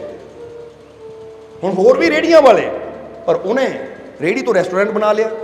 ਹੁਣ ਅਸੀਂ ਕਹਿੰਦੇ ਕਿ ਉਹ ਸਮੋਸਿਆਂ ਨਾਲੋਂ ਜ਼ਿਆਦਾ ਨਾ ਉਹਦੀ ਕਾਮਯਾਬੀ ਦਾ ਰਾਜ ਉਹਦੀ ਬੋਲਬਾਣੀ ਸੀ, ਇੱਜ਼ਤ ਸੀ, ਰਸ਼ ਵੀ ਰਹਿੰਦਾ ਸੀ, ਫਿਰ ਵੀ ਹਰ ਇੱਕ ਨੂੰ ਪਿਆਰ ਨਾਲ ਬੋਲਦਾ ਸੀ। ਤਾਂ ਬੰਦਾ ਕਹਿੰਦਾ ਰਸ਼ ਬਹੁਤ ਆ, ਚੱਲ ਪਰੇ ਪਿੱਛੇ ਹੋ ਜਾ, ਮੇਰੇ ਕੋਲ ਟਾਈਮ ਹੈ ਨਹੀਂ। ਪਰ ਨਹੀਂ, ਸਭ ਨੂੰ ਉਹਨਾਂ ਕਹਿਣਾ ਬੈਠੋ ਜੀ ਬੈਠੋ ਹੁਣੇ ਬਸ, ਕਿਉਂਕਿ ਸਾਡੇ ਦੇਖਣ ਦੀ ਗੱਲ ਹੈ। ਸੋ ਇਹ ਦੱਸਣਾ ਕੀ ਚਾਹੁੰਦੇ ਕਿ ਇੱਕ ਸਧਾਰਨ ਇਨਸਾਨ ਵੀ ਜਦੋਂ ਜ਼ੁਬਾਨ ਤੇ ਇੱਜ਼ਤ, ਅਦਾਬ, ਰਿਸਪੈਕਟ ਲੈ ਆਉਂਦਾ ਹੈ, ਦੂਜਿਆਂ ਵਾਸਤੇ ਪ੍ਰੇਮ ਦੇ ਬੋਲ ਰੱਖਦਾ ਹੈ, ਦੂਜਿਆਂ ਨੂੰ ਮਿੱਠਾ ਹੋ ਕੇ ਬੋਲਦਾ ਹੈ, ਤਾਂ ਫਿਰ ਕੀ ਹੁੰਦਾ ਹੈ? ਉਹਦਾ ਬਿਜ਼ਨਸ ਵੀ ਅੱਗੇ ਵੱਧਦਾ ਹੈ, ਕਿਉਂਕਿ ਲੋਕ ਉਹਦੇ ਨਾਲ ਜੁੜਨਾ ਪਸੰਦ ਕਰਦੇ ਜਿੱਥੋਂ ਉਹਨਾਂ ਨੂੰ ਪਿਆਰ ਮਿਲੇ, ਜਿੱਥੋਂ ਉਹਨਾਂ ਨੂੰ ਰਿਸਪੈਕਟ ਮਿਲੇ, ਇੱਜ਼ਤ ਮਿਲੇ। ਇਹ ਤਾਂ ਜ਼ਰਾ ਸੋਚੋ, ਤੁਸੀਂ ਕਿਸੇ ਰੈਸਟੋਰੈਂਟ 'ਚ ਜਾ ਕੇ ਖਾਣਾ ਖਾਂਦੇ ਹੋ, ਅੱਗੇ ਰੈਸਟੋਰੈਂਟ ਜਿਹੜਾ ਵੇਟਰ ਹੈ ਉਹ ਕਹਿੰਦਾ ਹਾਂਜੀ ਸਰ ਦੱਸੋ ਮੈਂ ਕੀ ਲਿਆਵਾਂ, ਸਰ ਪਾਣੀ ਪੀਓਗੇ, ਸਰ ਕੌਫੀ ਪੀਓਗੇ, ਚਾਹ ਪੀਓਗੇ, ਸਰ ਕਿਹੜੀ ਰੋਟੀ ਲੈਣੀ ਹੈ? ਬੰਦਾ ਸੁਣ ਕੇ ਉੱਤੇ ਹੈ ਸਰ, ਘਰ ਵਾਲੀ ਨੇ ਕਦੀ ਤੂੰ ਕਹਿ ਕੇ ਤੂੰ ਤੋਂ ਸਿਵਾ ਗੱਲ ਨਹੀਂ ਕੀਤੀ, ਓਏ ਤੂੰ ਰੋਟੀ ਖਾਣੀ ਹੈ, ਆ ਗਿਆ ਪਾਣੀ ਦੇਵਾਂ, ਔਰ ਇੱਥੇ ਦੇਖੋ ਸਰ। ਹੁਣ ਬੰਦਾ ਕਹਿੰਦਾ ਇੰਨੀ ਇੱਜ਼ਤ ਮਿਲ ਰਹੀ ਹੈ, ਇੰਨਾ ਸਰ ਸੁਣਨ ਨੂੰ ਮਿਲ ਰਿਹਾ, ਅੱਜ ਤੱਕ ਕਿਸੇ ਨੇ ਸਰ ਨਹੀਂ ਗਿਆ ਹੈ। ਇਸ ਰੈਸਟੋਰੈਂਟ 'ਚ ਆ ਕੇ, ਢਾਬੇ 'ਚ ਆ ਕੇ ਸਰ, ਕਮਾਲ ਦੀ ਗੱਲ ਹੈ, ਕਿਉਂਕਿ ਹਰ ਕੋਈ ਇੱਜ਼ਤ ਚਾਹੁੰਦਾ ਹੈ। ਹੁਣ ਬੰਦੇ ਨੇ ਅਗਲੀ ਵਾਰ ਨੂੰ ਵੀ ਆਪਣੇ ਦੋਸਤਾਂ ਨੂੰ ਲੈ ਕੇ ਉੱਥੇ ਜਾਣਾ, ਕਿਉਂ? ਉਹ ਦੇਖੀ ਯਾਰ ਮੈਂ ਸਧਾਰਨ ਜਿਹਾ ਬੰਦਾ, ਮੈਨੂੰ ਉੱਥੇ ਸਰ ਸੁਣਨ ਨੂੰ ਮਿਲਦਾ, ਆਇਓ ਤੁਹਾਨੂੰ ਦਿਖਾਵਾਂ ਕਿੰਨੀ ਇੱਜ਼ਤ ਮਿਲਦੀ ਹੈ ਮੈਨੂੰ। ਕਿਉਂਕਿ ਜਿੱਥੇ ਬੰਦੇ ਨੂੰ ਰਿਸਪੈਕਟ ਮਿਲਦੀ ਹੈ, ਬੰਦਾ ਆਪ ਵੀ ਜਾਏਗਾ, ਆਪਣੇ ਸੱਜਣਾ ਮਿੱਤਰਾਂ ਨੂੰ ਵੀ ਲੈ ਕੇ ਜਾਏਗਾ। ਬੋਲੋ ਗੱਲ ਸਹੀ ਹੈ ਕਿ ਨਹੀਂ? ਤਾਂ ਜਿੱਥੇ ਬੇਇੱਜ਼ਤੀ ਮਿਲੇ, ਬੰਦੇ ਨੇ ਕਹਿਣਾ ਭਾਈ ਮੁੜ ਕੇ ਆਪਣੇ ਬੱਚਿਆਂ ਨੂੰ ਲੈ ਕੇ ਇੱਥੇ ਨਹੀਂ ਆਉਣਾ, ਬੜੀ ਬੇਇੱਜ਼ਤੀ ਕਰਦੇ ਆ ਇਹ। ਕਿਉਂਕਿ ਕੋਈ ਨਹੀਂ ਚਾਹੁੰਦਾ ਕਿ ਯਾਰਾਂ ਦੋਸਤਾਂ ਸਾਹਮਣੇ, ਪਰਿਵਾਰ ਸਾਹਮਣੇ ਕੋਈ ਮੇਰੀ ਬੇਇੱਜ਼ਤੀ ਕਰੇ, ਮੈਨੂੰ ਤੂੰ ਕਹਿ ਕੇ ਬੁਲਾਵੇ। ਇਸ ਲਈ ਅਸੀਂ ਤੁਹਾਨੂੰ ਵੀ ਕਹਾਂਗੇ, ਤੁਸੀਂ ਜਿੰਨੇ ਮਰਜ਼ੀ ਪੱਕੇ ਯਾਰ ਦੋਸਤ ਮਿੱਤਰ ਹੋਵੋ ਨਾ, ਜਦੋਂ ਉਹ ਦੋਸਤ ਆਪਣੀ ਫੈਮਿਲੀ ਨਾਲ ਹੋਵੇ, ਆਪਣੇ ਕਿਸੇ ਹੋਰ ਮੈਂਬਰਾਂ ਨਾਲ ਹੋਵੇ, ਤਾਂ ਉਹਨੂੰ ਰਿਸਪੈਕਟ ਦੇ ਕੇ ਬੁਲਾਓ। ਉਹਨੂੰ ਇਹ ਓਏ ਦੋਸਤ, ਓਏ ਤੂੰ ਕਿੱਧਰ ਤੁਰਿਆ ਆ? ਅਗਲੇ ਕਹਿਣਾ ਸ਼ਰਮ ਕਰ, ਪਰਿਵਾਰ ਨਾਲ ਹੈ ਭਾਈ, ਦਾਣਾ ਬੋਲ। ਹੋ ਜਾਂਦਾ ਕਿ ਨਹੀਂ? ਕੀ ਫਿਰ ਨਹੀਂ, ਜਿਹੜਾ ਸਮਝਦਾਰ ਇਨਸਾਨ ਹੋਏਗਾ ਉਹ ਐਦਾਂ ਬੁਲਾਏਗਾ ਕਿ ਹਾਲਾਤ ਦੇ ਹਿਸਾਬ ਨਾਲ, ਮੌਕਾ ਦੇਖ ਕੇ, ਕਿ ਜੇ ਆਪਣੇ ਪਰਿਵਾਰ ਨਾਲ ਹੈ, ਕਿਸੇ ਸੱਜਣਾ ਮਿੱਤਰ ਰਿਸ਼ਤੇਦਾਰਾਂ ਨਾਲ ਹੈ, ਜਾਂ ਕਿਸੇ ਹੋਰ ਪਾਰਟੀ ਦੇ ਨਾਲ ਹੈ, ਤਾਂ ਮੈਂ ਇਹਨੂੰ ਇੱਜ਼ਤ ਦੇ ਕੇ ਬੁਲਾਵਾਂ। ਤੁਸੀਂ ਇਦਾਂ ਕਰਕੇ ਦੇਖੋ, ਤੁਹਾਡੀ ਦੋਸਤੀ ਹੋਰ ਵੀ ਗਹਿਰੀ ਹੋ ਜਾਏਗੀ। ਕਿਉਂਕਿ ਇਹਦਾ ਮਤਲਬ ਹੁੰਦਾ ਕਿ ਅਸੀਂ ਦੋਸਤ ਦੀ ਇੱਜ਼ਤ ਨੂੰ ਸਮਝਦੇ ਹਾਂ, ਕਿ ਇਹਨੂੰ ਕਿੱਥੇ ਇਕੱਲੇ ਬੈਠੇ ਤਾਂ ਠੀਕ ਹੈ ਭਾਈ, ਜੋ ਮਰਜ਼ੀ ਗੱਲ ਕਰੀਏ, ਪਰ ਸਾਰਿਆਂ ਵਿੱਚ ਰਿਸਪੈਕਟ ਦਈਏ, ਪ੍ਰੇਮ ਨਾਲ ਬੋਲੀਏ। ਇਸ ਲਈ ਇਹਨੂੰ ਕਹਿੰਦੇ ਮਿਠਾਸ, ਇਹਨੂੰ ਕਹਿੰਦੇ ਅਕਲ, ਇਹਨੂੰ ਕਹਿੰਦੇ ਸਮਝਦਾਰ ਇਨਸਾਨ। ਇਸ ਲਈ ਅਸੀਂ ਤੁਹਾਨੂੰ ਵੀ ਕਹਾਂਗੇ ਕਿ ਆਪਣੇ ਅੰਦਰ ਮਿਠਾਸ ਪੈਦਾ ਕਰੋ, ਬੋਲੋ ਤਾਂ ਮਿੱਠਾ ਬੋਲੋ। ਸਮਝਦੇ ਹੋ ਕਿ ਨਹੀਂ? ਸੁਭਾਅ ਤੁਹਾਡਾ ਇੰਨਾ ਮਿੱਠਾ ਹੋਣਾ ਚਾਹੀਦਾ ਹੈ ਕਿ ਅਗਲਾ ਨਾ ਗਰੰਟੀ ਚੱਕੇ, ਤੁਹਾਡੀ ਗਰੰਟੀ ਚੱਕੇ, ਕੋਈ ਦੂਸਰਾ ਵੀ ਕਿ ਆ ਜਾਓ ਤੁਹਾਨੂੰ ਬੰਦਾ ਦਿਖਾਵਾਂ, ਉਹਨੂੰ ਮਿਲਦੇ ਆ ਜਾ ਕੇ, ਗਰੰਟੀ ਦੀ ਗੱਲ ਹੈ, ਉਹ ਰਿਸਪੈਕਟ ਦੇਗਾ, ਇੱਜ਼ਤ ਦੇਗਾ। ਪਰ ਅੱਜ ਕੀ ਹੈ? ਅੱਜ ਬੰਦੇ ਨੇ ਆਪਣਾ ਸੁਭਾਅ ਹੀ ਇੱਦਾਂ ਦਾ ਬਣਾਇਆ ਹੋਇਆ ਕਿ ਕੋਈ ਗਰੰਟੀ ਚੱਕ ਹੀ ਨਹੀਂ ਸਕਦਾ। ਅੱਜ ਨਿਆਣੇ ਨਹੀਂ ਗਰੰਟੀ ਚੱਕ ਸਕਦੇ, ਉਹ ਵੀ ਪਤਾ ਕੀ ਕਹਿਣਗੇ, ਪਹਿਲਾਂ ਡੈਡੀ ਦਾ ਮੂਡ ਦੇਖਣਾ ਪੈਣਾ ਜਾ ਕੇ, ਭਾਈ ਮੂਡ ਦੇ ਹਿਸਾਬ ਨਾਲ ਗੱਲ ਕਰਨੀ ਪੈਣੀ ਹੈ। ਉਹਨਾਂ ਨੂੰ ਵੀ ਪਤਾ ਕੋਈ ਗਰੰਟੀ ਨਹੀਂ ਹੈ, ਖੁਸ਼ੀ ਵਾਲਾ ਮੂਡ ਹੋਇਆ ਤਾਂ ਗੱਲ ਕਰ ਲਵਾਂਗੇ, ਗੁੱਸੇ ਵਾਲਾ ਮੂਡ ਹੋਇਆ, ਚਲੋ ਸਮਝਦੇ ਹੋ ਕਿ ਨਹੀਂ? ਪਰ ਕੁਝ ਹੁੰਦੇ ਹੈ, ਜਰਾ ਸਮਝ ਲੈਣਾ। ਜਿੱਦਾਂ ਹੁਣ ਰੂਹਾਨੀ ਛੋਟੀ ਹੈ, ਹੁਣ ਤਕਰੀਬਨ 28 ਅਕਤੂਬਰ ਨੂੰ 8ਵਾਂ ਸਾਲ ਲੱਗਣਾ ਹੈ। ਅਸੀਂ ਕਿੱਦਾਂ ਵੀ ਬੈਠੇ ਹੋਈਏ ਨਾ, ਆਣਾ ਤਾਂ ਕਹਿੰਦੇ ਨਾ ਮੂਡ ਲੈ, ਮੈਨੂੰ ਪਤਾ ਜੈ ਜੀ ਖੁਸ਼ ਹੀ ਰਹਿੰਦੇ ਹਮੇਸ਼ਾ, ਉਹ ਆਪਣੇ ਬੱਚਿਆਂ ਨੂੰ ਖੁਸ਼ ਹੀ ਦੇਖਣਾ ਚਾਹੁੰਦੇ ਆ। ਉਹ ਜਦੋਂ ਮਰਜ਼ੀ ਆ ਕੇ ਗੱਲ ਕਰੇਗੀ, ਉਹਨੂੰ ਪਤਾ ਹੈ ਕਿ ਅਸੀਂ ਆਨੰਦ 'ਚ ਰਹਿੰਦੇ, ਅਸੀਂ ਜਾਂ ਨਹੀਂ, ਉਹਨੂੰ ਪਤਾ ਜੈ ਜੀ ਯਾਨੀ ਮੇਰੇ ਪਾਪਾ ਹਮੇਸ਼ਾ ਖੁਸ਼ ਹੀ ਰਹਿੰਦੇ ਹੈ, ਇਸ ਕਰਕੇ ਜਦੋਂ ਮਰਜ਼ੀ ਜੋ ਮਰਜ਼ੀ ਗੱਲ ਕਰ ਲਓ। ਯਾਨੀ ਦੂਜੇ ਨੂੰ ਪਤਾ ਹੋਣਾ ਚਾਹੀਦਾ ਹੈ ਤੁਹਾਡੀ ਅੱਛਾਈ ਦਾ, ਕਿ ਉਹ ਹਰ ਵੇਲੇ ਇੰਨਾ ਆਨੰਦ ਵਿੱਚ ਹੈ ਕਿ ਚੈੱਕ ਨਾ ਕਰਨਾ ਪਵੇ ਕਿ ਇਹਦਾ ਥਰਮਾਮੀਟਰ ਯਾਨੀ ਇਹਦਾ ਟੈਂਪਰੇਚਰ ਅਪ ਹੈ ਜਾਂ ਡਾਊਨ ਹੈ। ਭਰਾਈ ਟੈਂਪਰੇਚਰ ਦੇਖ ਕੇ ਗੱਲ ਕਰਨੀ ਨਹੀਂ, ਪਤਾ ਆ ਜਦੋਂ ਮਰਜ਼ੀ ਚੱਲ ਜਾਓ ਟੈਂਪਰੇਚਰ ਠੰਡਾ ਹੀ ਹੋਣਾ ਹੈ, ਕਿਉਂਕਿ ਅੰਦਰ ਹੈ ਹੀ ਮਿਠਾਸ। ਜਿੱਦਾਂ ਬੰਦਾ ਕਹਿੰਦਾ ਗੁਲਾਬ ਦੇ ਫੁੱਲ ਕੋ ਜਦੋਂ ਮਰਜ਼ੀ ਚੱਲ ਜਾਓ, ਰਾਤ ਨੂੰ ਚੱਲ ਜਾਓ, ਦਿਨ ਨੂੰ ਚੱਲ ਜਾਓ, ਸ਼ਾਮ ਨੂੰ ਚੱਲ ਜਾਓ, ਦੁਪਹਿਰ ਨੂੰ ਚੱਲ ਜਾਓ, ਸਵੇਰੇ ਚੱਲ ਜਾਓ, ਅੰਦਰੋਂ ਖੁਸ਼ਬੂ ਹੀ ਮਿਲਣੀ ਹੈ। ਤਾਂ ਹੈ ਨਹੀਂ ਕਿ ਦਿਨ ਨੂੰ ਗੁਲਾਬ ਦੇ ਫੁੱਲ ਨੇ ਖੁਸ਼ਬੂ ਦੇਣੀ ਤੇ ਰਾਤ ਨੂੰ ਉਹਨਾਂ ਦੁਰਗੰਧ ਦੇਣੀ ਹੈ, ਇਦਾਂ ਕਦੀ ਹੁੰਦਾ? ਇਸ ਲਈ ਤੁਸੀਂ ਵੀ ਆਪਣੇ ਆਪ ਨੂੰ ਇੰਨੇ ਅੱਛੇ ਬਣਾ ਲਓ ਕਿ ਤੁਹਾਡੇ ਸੁਭਾਅ ਦੀ ਦੂਜੇ ਗਰੰਟੀ ਦੇਣ, ਦੂਜੇ ਕਹਿਣ ਜੇ ਮੈਨੂੰ ਪਤਾ ਹੈ, ਉਹਨੂੰ ਜਿੱਥੇ ਮਰਜ਼ੀ ਮਿਲ ਲਓ, ਜਿੱਥੇ ਮਰਜ਼ੀ ਅਜਮਾ ਲਓ, ਉਹਦੇ ਅੰਦਰ ਹੈ ਹੀ ਇੰਨੀ ਮਿਠਾਸ, ਉਹਨਾਂ ਹਮੇਸ਼ਾ ਮਿੱਠਾ ਹੀ ਬੋਲਣਾ ਹੈ। ਕਦੀ ਚੈੱਕ ਕਰਨ ਦੀ ਲੋੜ ਹੀ ਨਾ ਪਵੇ ਕਿ ਭਾਈ ਪਹਿਲਾਂ ਚੈੱਕ ਕਰ ਲਓ ਕਿ ਇਸ ਵੇਲੇ ਕਿਹੜੇ ਮੂਡ 'ਚ ਬੈਠਾ ਉਹ, ਕਿਉਂਕਿ ਮੂਡ ਤਾਂ ਪਲ ਪਲ ਬੰਦੇ ਬਦਲਦੇ ਰਹਿੰਦੇ ਆ। ਹੁਣੇ ਕੋਈ ਅੱਛੀ ਗੱਲ ਕਰ ਦੇਵੇ ਖੁਸ਼ੀ ਦਾ ਮੂਡ ਆ ਗਿਆ, ਹੁਣੇ ਕੋਈ ਬੁਰੀ ਗੱਲ ਕਰ ਦੇਵੇ ਕ੍ਰੋਧ ਦਾ ਮੂਡ ਆ ਗਿਆ, ਹੁਣੇ ਕੋਈ ਸੈਡ ਗੱਲ ਕਰ ਦੇਵੇ ਤਾਂ ਰੋਣ ਦਾ ਮੂਡ ਆ ਗਿਆ, ਹੁਣੇ ਕੋਈ ਖੁਸ਼ਖਬਰੀ ਸੁਣ ਲਵੇ ਭੰਗੜਾ ਪਾਉਣ ਦਾ ਮੂਡ ਆ ਗਿਆ। ਬੰਦੇ ਦੇ ਮੂਡ ਤਾਂ ਪਲ ਪਲ ਬਦਲਦੇ ਰਹਿੰਦੇ ਆ। ਸੋ ਬਾਹਰੋਂ ਮੂਡ ਬੇਸ਼ੱਕ ਬਦਲਣ, ਪਰ ਅੰਦਰ ਦਾ ਮੂਡ ਇੱਕੋ ਹੀ ਰਹਿਣਾ ਚਾਹੀਦਾ। ਸਮਝਦੇ ਹੋ ਕਿ ਨਹੀਂ? ਅੰਦਰਲੀ ਕੁਆਲਿਟੀ ਇੱਕੋ ਹੀ ਰਹਿਣੀ ਚਾਹੀਦੀ ਹੈ। ਜਿੱਦਾਂ ਬੰਦਾ ਕਹਿੰਦਾ ਮੋਬਾਈਲ ਹੈ ਮੇਰਾ, ਜੇ ਉਹ ਆਈਫੋਨ ਹੈ ਨਾ ਤਾਂ ਬਾਹਰੋਂ ਮੈਂ ਫਲਾਈਟ ਮੋਡ ਤੇ ਲਾ ਸਕਦਾ, ਸਾਇਲੈਂਟ ਮੋਡ ਤੇ ਲਾ ਸਕਦਾ, ਵਾਈਬ੍ਰੇਸ਼ਨ ਮੋਡ ਤੇ ਲਾ ਸਕਦਾ ਆ, ਜਾਂ ਮੈਂ ਰਿੰਗ ਟੋਨ ਯਾਨੀ ਰਿੰਗ ਮੋਡ ਤੇ ਲਾ ਸਕਦਾ ਆ। ਹੁਣ ਬਾਹਰੋਂ ਮੋਡ ਬਦਲ ਸਕਦੇ, ਪਰ ਅੰਦਰਲੀ ਗਾਰੰਟੀ ਦੇ ਕੇ ਰਹਿਣਾ ਤਾਂ ਉਹਨਾਂ ਆਈਫੋਨ ਨਹੀਂ ਹੈ, ਉਹ ਨਹੀਂ ਬਦਲ ਜਾਣਾ। ਮੋਡ ਬਦਲਣ ਨਾਲ ਉਹਨਾਂ ਕੋਈ ਸੈਮਸੰਗ ਨਹੀਂ ਹੋ ਜਾਣਾ, ਉਹਨਾਂ ਕੋਈ ਸ਼ਾਇਦ ਓਪੋ ਨਹੀਂ ਹੋ ਜਾਣਾ, ਕੋਈ ਹੋਰ ਨਹੀਂ ਕੰਪਨੀ ਹੋ ਜਾਣੀ, ਉਹਨਾਂ ਉਹੀ ਰਹਿਣਾ ਹੈ। ਇੱਦਾਂ ਹੀ ਤੁਹਾਡਾ ਵੀ ਲੋਕਾਂ ਨੂੰ ਪਤਾ ਹੋਣਾ ਚਾਹੀਦਾ ਹੈ ਕਿ ਬਾਹਰੋਂ ਇਹਦੇ ਮੋੜ ਮੌਸਮ ਦੇ ਨਾਲ ਬਦਲਦੇ। ਮੌਸਮ ਦਾ ਮਤਲਬ ਕਿ ਠੀਕ ਹੈ ਭਾਈ, ਕਿਤੇ ਵਿਆਹ ਆ ਤਾਂ ਉੱਥੇ ਖੁਸ਼ੀ ਦਾ ਹੈ, ਕਿਤੇ ਗਮੀ ਹੈ, ਕਿਤੇ ਮਾਤਮ ਹੈ ਤਾਂ ਉੱਥੇ ਉੱਦਾਂ ਦਾ ਹੈ, ਪਰ ਅੰਦਰੋਂ ਹਮੇਸ਼ਾ ਇਹ ਸ਼ਾਂਤ ਰਹਿੰਦਾ ਹੈ, ਖੁਸ਼ ਰਹਿੰਦਾ ਹੈ। ਅੰਦਰ ਦਾ ਸਾਨੂੰ ਪਤਾ ਹੈ ਕਿ ਬੰਦਾ ਬੜਾ ਅੱਛਾ ਹੈ, ਬੰਦਾ ਬੜਾ ਨੇਕ ਹੈ। ਇੰਨੇ ਅੱਛੇ ਬਣਾਓ ਆਪਣੇ ਆਪ ਨੂੰ। ਔਰ ਅੱਛਾ ਬਣਨ ਵਾਸਤੇ ਕੀ ਕਰਨਾ ਪੈਣਾ ਹੈ ਜ਼ਰਾ ਸੋਚੋ। ਅੱਛਾ ਬਣਨ ਵਾਸਤੇ ਜਿੱਦਾਂ ਹੀ ਦੱਸੀਦਾ ਹੈ ਕਿ ਅੱਛੀ ਚੀਜ਼ ਬਣਾਉਣ ਵਾਸਤੇ ਬਰਤਨ 'ਚ ਅੱਛੀ ਚੀਜ਼ ਪਾਣੀ ਵੀ ਕਹਿ ਦਿਓ, ਕਿਉਂਕਿ ਜੋ ਅੱਛੀ ਪਾਵਾਂਗੇ ਤਾਂ ਅੱਛੀ ਬਣੇਗੀ, ਬੁਰੀ ਪਾਵਾਂਗੇ ਤਾਂ ਬੁਰੀ ਬਣੇਗੀ। ਜੇ ਆਪਣੇ ਜੀਵਨ ਨੂੰ ਅੱਛਾ ਬਣਾਉਣਾ ਹੈ ਤਾਂ ਫਿਰ ਚੈੱਕ ਕਰੋ ਮੇਰੇ ਅੰਦਰ ਕੀ ਅੱਛਾ ਜਾਂਦਾ ਹੈ। ਕਿਉਂਕਿ ਜੇ ਮੇਰੇ ਕੰਨਾਂ ਦੇ ਜ਼ਰੀਏ ਸ਼ਬਦ ਅੱਛੇ ਜਾਣਗੇ, ਅੱਖਾਂ ਦੇ ਜ਼ਰੀਏ ਤਸਵੀਰਾਂ ਅੱਛੀਆਂ ਜਾਣਗੀਆਂ, ਜ਼ੁਬਾਨ ਦੇ ਜ਼ਰੀਏ ਪਦਾਰਥ ਅੱਛੇ ਅੰਦਰ ਜਾਣਗੇ, ਤਾਂ ਫੇਰ ਹੀ ਮੇਰਾ ਜੀਵਨ ਅੱਛਾ ਬਣ ਸਕਦਾ ਹੈ। ਸਮਝਦੇ ਹੋ ਕਿ ਨਹੀਂ? ਕਿਉਂਕਿ ਕੰਨਾਂ ਦੇ ਜ਼ਰੀਏ ਬੁਰੀ ਚੀਜ਼ ਅੰਦਰ ਗਈ, ਅੱਖਾਂ ਦੇ ਜ਼ਰੀਏ ਬੁਰੀ ਚੀਜ਼ ਅੰਦਰ ਗਈ, ਤਾਂ ਜ਼ਰਾ ਸੋਚੋ ਉਹ ਬੁਰੀ ਚੀਜ਼ ਅੰਦਰ ਜਾਣੀ ਹੈ। ਜਾਂ ਜ਼ੁਬਾਨ ਦੇ ਜ਼ਰੀਏ ਕੋਈ ਨਸ਼ਾ ਅੰਦਰ ਗਿਆ, ਤਾਂ ਜਿਹੜੀ ਚੀਜ਼ ਅੰਦਰ ਜਾਣੀ ਹੈ ਨਾ, ਉੱਦਾਂ ਦਾ ਸਾਡਾ ਜੀਵਨ ਬਣ ਜਾਣਾ ਹੈ। ਬਣ ਜਾਣਾ ਕਿ ਨਹੀਂ? ਜ਼ਰਾ ਸਮਝ ਲੈਣਾ ਸਾਰਿਆਂ ਨੇ। ਇਸ ਲਈ ਜੇ ਜੀਵਨ ਨੂੰ ਅੱਛਾ ਬਣਾਉਣਾ ਚਾਹੁੰਦੇ ਆ ਤਾਂ ਫਿਰ ਬੁੱਲੇ ਸ਼ਾਹ ਦੀ ਗੱਲ ਤੇ ਗੌਰ ਕਰਨਾ।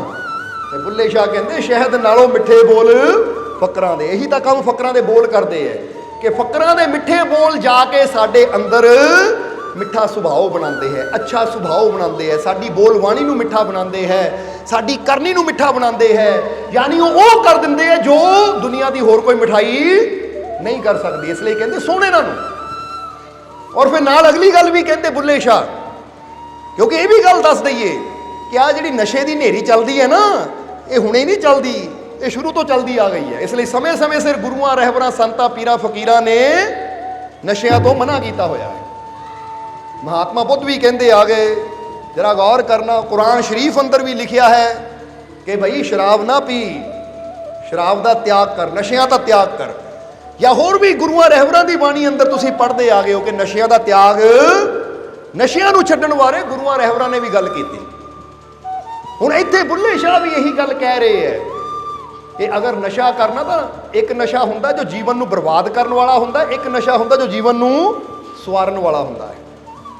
ਇੱਕ ਨਸ਼ਾ ਸਾਡੀ ਬੁੱਧੀ ਨੂੰ ਭ੍ਰਿਸ਼ਟ ਕਰ ਦਿੰਦਾ ਹੈ, ਸਾਡੀ ਬੁੱਧੀ ਨੂੰ ਜਾਨਵਰਾਂ ਵਾਲੇ ਤਲ ਤੇ ਲੈ ਆਉਂਦਾ ਹੈ, ਤਾਂ ਇੱਕ ਨਸ਼ਾ ਐਸਾ ਹੁੰਦਾ ਜਿਹਨੂੰ ਕਰਕੇ ਸਾਡੀ ਬੁੱਧੀ ਇਨਸਾਨ ਤੋਂ ਪਰਮਾਤਮਾ ਨਾਲ ਜੁੜ ਜਾਂਦੀ, ਯਾਨੀ ਉਹ ਪ੍ਰਭੂ ਵਾਲੀ ਹੋ ਜਾਂਦੀ ਹੈ, ਜਿਹਨੂੰ ਪਰਮ ਮਤ ਕਿਹਾ ਜਾਂਦਾ ਹੈ। ਇੱਕ ਹੁੰਦੀ ਨਾ ਪਸ਼ੂਆਂ ਵਾਲੀ ਮਤ, ਪਸ਼ੂ ਮਤ, ਇੱਕ ਹੁੰਦੀ ਸਧਾਰਨ ਮਤ, ਜਰਾ ਸਮਝਣਾ, ਔਰ ਇੱਕ ਹੁੰਦੀ ਹੈ ਪਰਮ ਮਤ, ਜਿਹਨੂੰ ਸੰਤ ਮਤ ਵੀ ਕਿਹਾ ਜਾਂਦਾ ਹੈ। ਹੁਣ ਇਨਸਾਨ ਜਿੱਦਾਂ ਦੀ ਚੀਜ਼ ਉਹਦੇ ਅੰਦਰ ਜਾਂਦੀ ਹੈ, ਉਹਦੀ ਮਤ ਉਦਾਂ ਦੀ ਬਣਦੀ ਚਲੀ ਜਾਂਦੀ ਹੈ, ਕਿਉਂਕਿ ਸਾਡੀ ਸੋਚ ਉਹੀ ਤਾਂ ਬਣੇਗੀ ਜੋ ਸਾਡੇ ਅੰਦਰ ਜਾਏਗਾ। ਜਰਾ ਸੋਚ ਕੇ ਦੇਖੋ, ਤੁਸੀਂ ਕੋਈ ਗਾਣਾ ਸੁਣ ਲਓਗੇ, ਗਾਣਾ ਕਮਰੇ ਅੰਦਰ ਸੁਣਿਆ, ਗੱਡੀ 'ਚ ਸੁਣਿਆ, ਪਰ ਬਾਹਰ ਆਉਂਦਿਆਂ ਤੁਹਾਡੇ ਅੰਦਰ ਚਲੀ ਜਾਏਗਾ। ਉਹ ਚੱਲਦਾ ਕਿ ਨਹੀਂ? ਕਈ ਵਾਰ ਇਹ ਤਾਂ ਹੁੰਦੀ ਕਿ ਨਹੀਂ? ਤੁਸੀਂ ਬੱਸ 'ਚ ਬੈਠੇ, ਕਾਰ 'ਚ ਬੈਠੇ ਗਾਣਾ ਸੁਣਦੇ ਹੋ, ਜਾਂ ਕਿਸੇ ਨੂੰ ਉੱਦਾਂ ਗਾਉਂਦਿਆਂ ਸੁਣਦੇ ਹੋ, ਬਾਅਦ 'ਚ ਤੁਸੀਂ ਘਰ ਵੀ ਆ ਜਾਂਦੇ ਹੋ, ਜਾਂ ਆਪਣੇ ਤੁਰੇ ਜਾ ਰਹੇ ਹੋ, ਅੰਦਰ ਤੁਹਾਡੇ ਗਾਣਾ ਚਲੀ ਜਾ ਰਿਹਾ ਹੈ। ਹੁਣ ਪਹਿਲਾਂ ਨਹੀਂ ਚੱਲ ਰਿਹਾ ਸੀ, ਹੁਣੇ ਕਿਉਂ ਚੱਲਣ ਲੱਗਾ? ਕਿਉਂਕਿ ਪਹਿਲਾਂ ਸੁਣਿਆ ਨਹੀਂ ਸੀ ਤਾਂ ਚੱਲਦਾ ਨਹੀਂ ਸੀ, ਹੁਣ ਸੁਣ ਲਿਆ ਤਾਂ ਅੰਦਰ ਚੱਲਣ ਲੱਗ ਗਿਆ। ਇਹਦਾ ਮਤਲਬ ਕਿ ਜੋ ਅਸੀਂ ਸੁਣਦੇ ਹਾਂ, ਦੇਖਦੇ ਹਾਂ, ਉਹੀ ਸੋਚਾਂ ਸਾਡੇ ਅੰਦਰ ਚੱਲਣੀਆਂ ਸ਼ੁਰੂ ਹੋ ਜਾਂਦੀਆਂ ਨੇ। ਸਮਝਦੇ ਹੋ ਕਿ ਨਹੀਂ?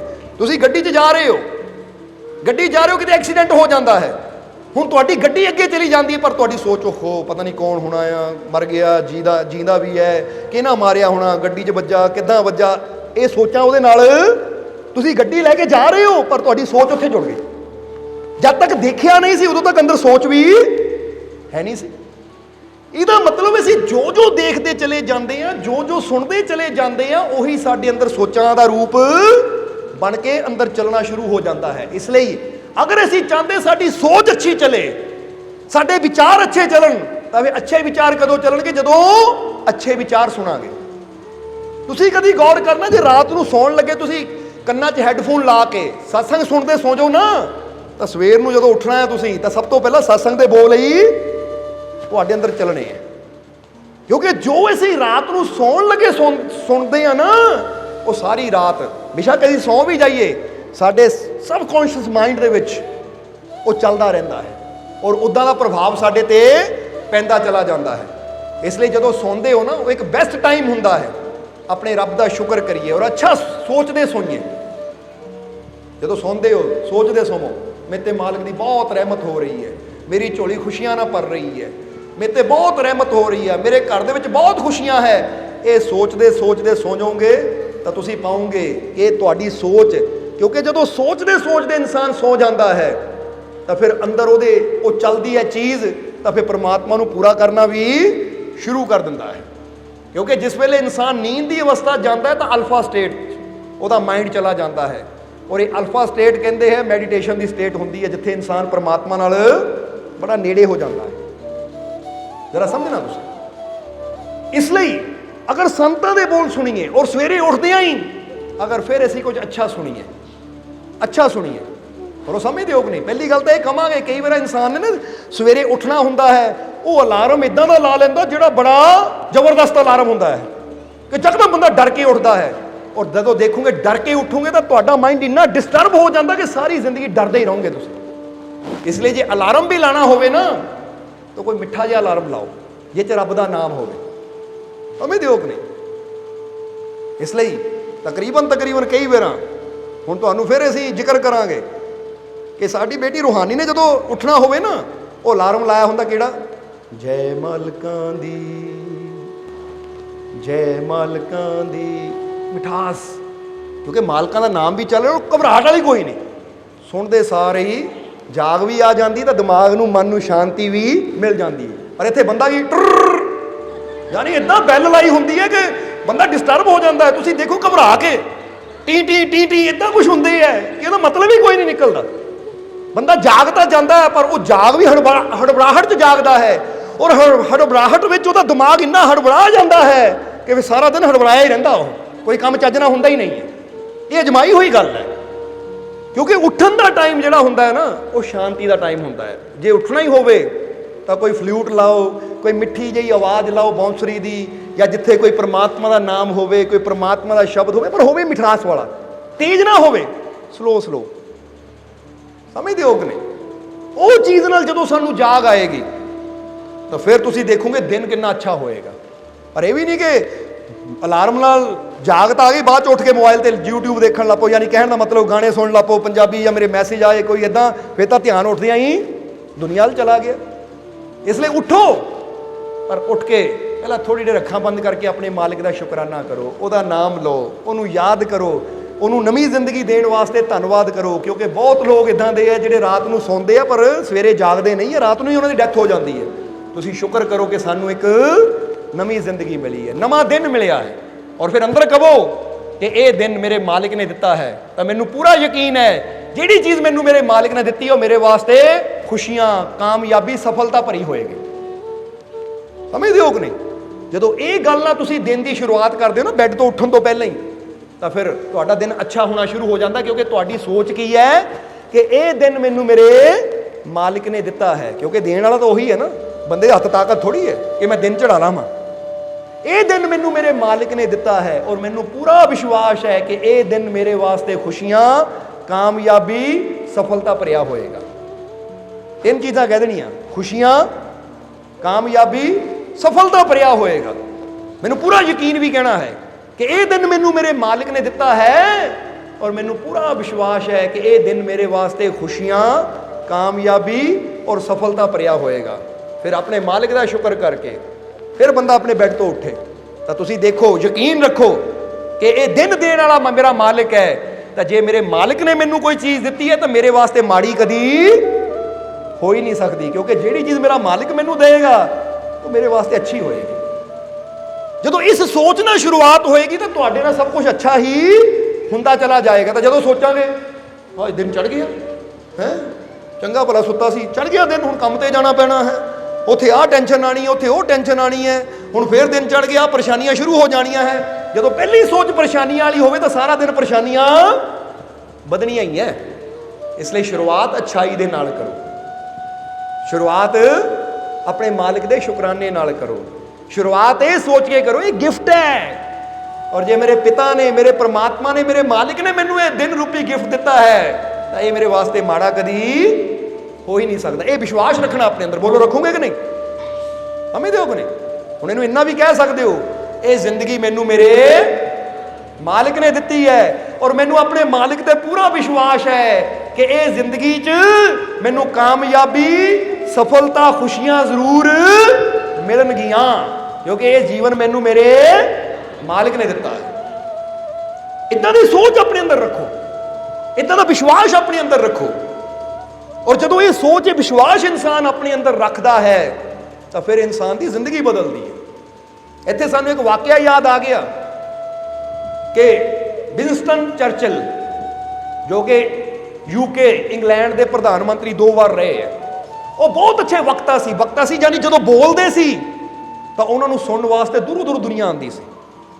ਪਰ ਬਚਪਨ ਦੇ ਵਿੱਚ ਨਾ, ਜਦੋਂ ਛੋਟੇ ਹੁੰਦੇ ਸੀ, ਯੁਵਾ ਅਵਸਥਾ ਵਿੱਚ, ਉਹ ਬੜੇ ਡਰਦੇ ਹੁੰਦੇ ਸੀ ਔਰ ਹਕਲਾਉਂਦੇ ਵੀ ਹੁੰਦੇ ਸੀ। ਬੋਲਦੇ ਬੋਲਦੇ ਹਕਲਾਉਣ ਦਾ ਮਤਲਬ ਸਮਝਦੇ ਨਾ, ਰੁਕ ਰੁਕ ਕੇ ਬੋਲਣਾ। ਤਾਂ ਉਹਨਾਂ ਦੇ ਦੋਸਤਾਂ ਨੇ ਉਹਨਾਂ ਦਾ ਮਜ਼ਾਕ ਉਡਾਉਣਾ, ਕਿਉਂਕਿ ਜਦੋਂ ਕੋਈ ਬੰਦਾ ਹਕਲਾਉਂਦਾ ਹੋਵੇ ਤਾਂ ਬਾਹਰਲਾ ਤਾਂ ਕੋਈ ਮਜ਼ਾਕ ਉਡਾਉਂਦਾ ਨਹੀਂ, ਮਜ਼ਾਕ ਤਾਂ ਆਪਣੇ ਲਾਗੇ ਰਹਿਣ ਵਾਲੇ ਆ ਗਿਆ ਹਕਲਾ, ਯਾਨੀ ਇਦਾਂ ਦੇ ਤਰ੍ਹਾਂ ਤਰ੍ਹਾਂ ਦੇ ਨਾਮ ਉਹਨਾਂ ਨੇ ਰੱਖੇ ਹੋਏ ਸੀ। ਤਾਂ ਸਭ ਤੋਂ ਜ਼ਿਆਦਾ ਉਹਨਾਂ ਨੇ ਕਿਹੜੀ ਗੱਲ ਤੇ ਹੱਸਣਾ, ਜਦੋਂ ਉਹਨਾਂ ਨੇ ਚਰਚਿਲ ਨੂੰ ਪੁੱਛਣਾ ਤੂੰ ਬੜਾ ਹੋ ਕੇ ਬਣਨਾ ਕੀ ਹੈ, ਤਾਂ ਉਹਨਾਂ ਪਤਾ ਕੀ ਕਹਿਣਾ ਕਿ ਮੈਂ ਇੱਕ ਇਦਾਂ ਦਾ ਵਕਤਾ ਬਣਨਾ ਹੈ, ਮੈਂ ਇਦਾਂ ਦਾ ਭਾਸ਼ਣ ਦਿਆ ਕਰਨਾ ਹੈ, ਇਦਾਂ ਦੀ ਸਪੀਚ ਦਿਆ ਕਰਨੀ ਜਿਹਨੂੰ ਸੁਣਨ ਵਾਸਤੇ ਹਜ਼ਾਰਾਂ ਦੁਨੀਆ ਆਏਗੀ। ਤਾਂ ਦੋਸਤਾਂ ਨੇ ਮਜ਼ਾਕ ਉਡਾਣਾ, ਲੈ ਆ 2 ਲਫ਼ਜ਼ ਤਾਂ ਬੋਲਣੇ ਆਉਂਦੇ ਨਹੀਂ ਤਾਂ ਤੂੰ ਵਕਤਾ ਬਣ ਜਾਣਾ। ਵਕਤਾ ਦਾ ਮਤਲਬ ਜਿਹੜਾ ਹਜ਼ਾਰਾਂ 'ਚ ਖੜ ਕੇ ਬੋਲਣ ਵਾਲਾ। ਲੋਕਾਂ ਨੇ ਬੜਾ, ਉਹਦੇ ਦੋਸਤਾਂ ਨੇ ਬੜਾ ਮਜ਼ਾਕ ਉਡਾਣਾ। ਹੁਣ ਦੋਸਤਾਂ ਨੇ ਮਜ਼ਾਕ ਉਡਾਣਾ, ਉਹ ਤੇਤੋਂ ਕਿੱਥੇ ਬਣ ਹੋਣਾ, ਤੇਤੋਂ 2 ਲਫ਼ਜ਼ ਤਾਂ ਬੋਲ ਨਹੀਂ ਹੁੰਦੇ।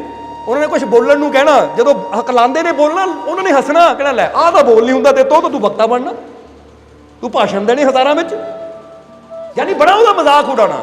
ਉਹਨੂੰ ਮੂਰਖ ਵੀ ਕਹਿਣਾ, ਕਿਉਂਕਿ ਯਾਦਾਸ਼ਤ ਵੀ ਉਹਨਾਂ ਦੀ ਗੱਲ ਬੜੀ ਜਲਦੀ ਭੁੱਲ ਜਾਂਦੇ ਸੀ ਬਚਪਨ 'ਚ।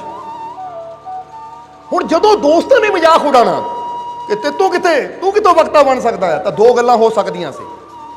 ਪਹਿਲੀ ਗੱਲ ਕੀ ਹੋ ਸਕਦੀ ਸੀ ਕਿ ਦੋਸਤ ਉਹਦੀ ਹੱਸੀ ਉਡਾਉਂਦੇ ਸੀ, ਉਹਨੂੰ ਮੂਰਖ ਕਹਿੰਦੇ ਸੀ, ਉਹਦਾ ਮਜ਼ਾਕ ਉਡਾਉਂਦੇ ਸੀ। ਤਾਂ ਪਹਿਲੀ ਗੱਲ ਕੀ ਹੋ ਸਕਦੀ ਸੀ ਕਿ ਚਰਚਿਲ ਆਪਣੇ ਦੋਸਤਾਂ ਦਾ ਗੱਲ ਸੁਣ ਕੇ ਆਪਣੇ ਅੰਦਰ ਬਿਠਾ ਲੈਂਦੇ ਕਿ ਦੋਸਤ ਸੱਚੀ ਕਹਿੰਦੇ ਆ, ਸੱਚੀ ਕਹਿੰਦੇ ਆ, ਮੈਂ ਹਕਲਾਉਂਦਾ ਆ, ਜੋ ਕਿ ਸੱਚਾਈ ਸੀ, ਹਕਲਾਹਟ ਸੀ। ਮੈਨੂੰ ਯਾਦ ਵੀ ਜਲਦੀ ਭੁੱਲ ਜਾਂਦਾ ਹੈ, ਇਸ ਕਰਕੇ ਮੈਨੂੰ ਮੂਰਖ ਕਹਿੰਦੇ ਆ, ਇਹ ਵੀ ਸੱਚਾਈ ਹੈ। ਪਰ ਹੁਣ ਇੱਥੇ ਗੱਲ ਕੀ ਸੀ ਕਿ ਜਾਂ ਤਾਂ ਚਰਚਿਲ ਆਪਣੇ ਦੋਸਤਾਂ ਦੀ ਗੱਲ ਮੰਨ ਕੇ ਆਪਣੇ ਅੰਦਰ ਸੋਚ ਬਿਠਾ ਲੈਂਦੇ, ਕਿਹੜੀ ਗੱਲ, ਕਿ ਵਾਕਈ ਇਹ ਸੱਚ ਕਹਿੰਦੇ ਆ, ਮੈਂ ਹਕਲਾ ਆ, ਮੈਂ ਮੂਰਖ ਹਾਂ, ਮੈਂ ਕਿੱਥੇ ਬੋਲ ਸਕਦਾ, ਮੈਂ ਕਿੱਥੇ ਕਾਮਯਾਬ ਹੋ ਸਕਦਾ ਹਾਂ।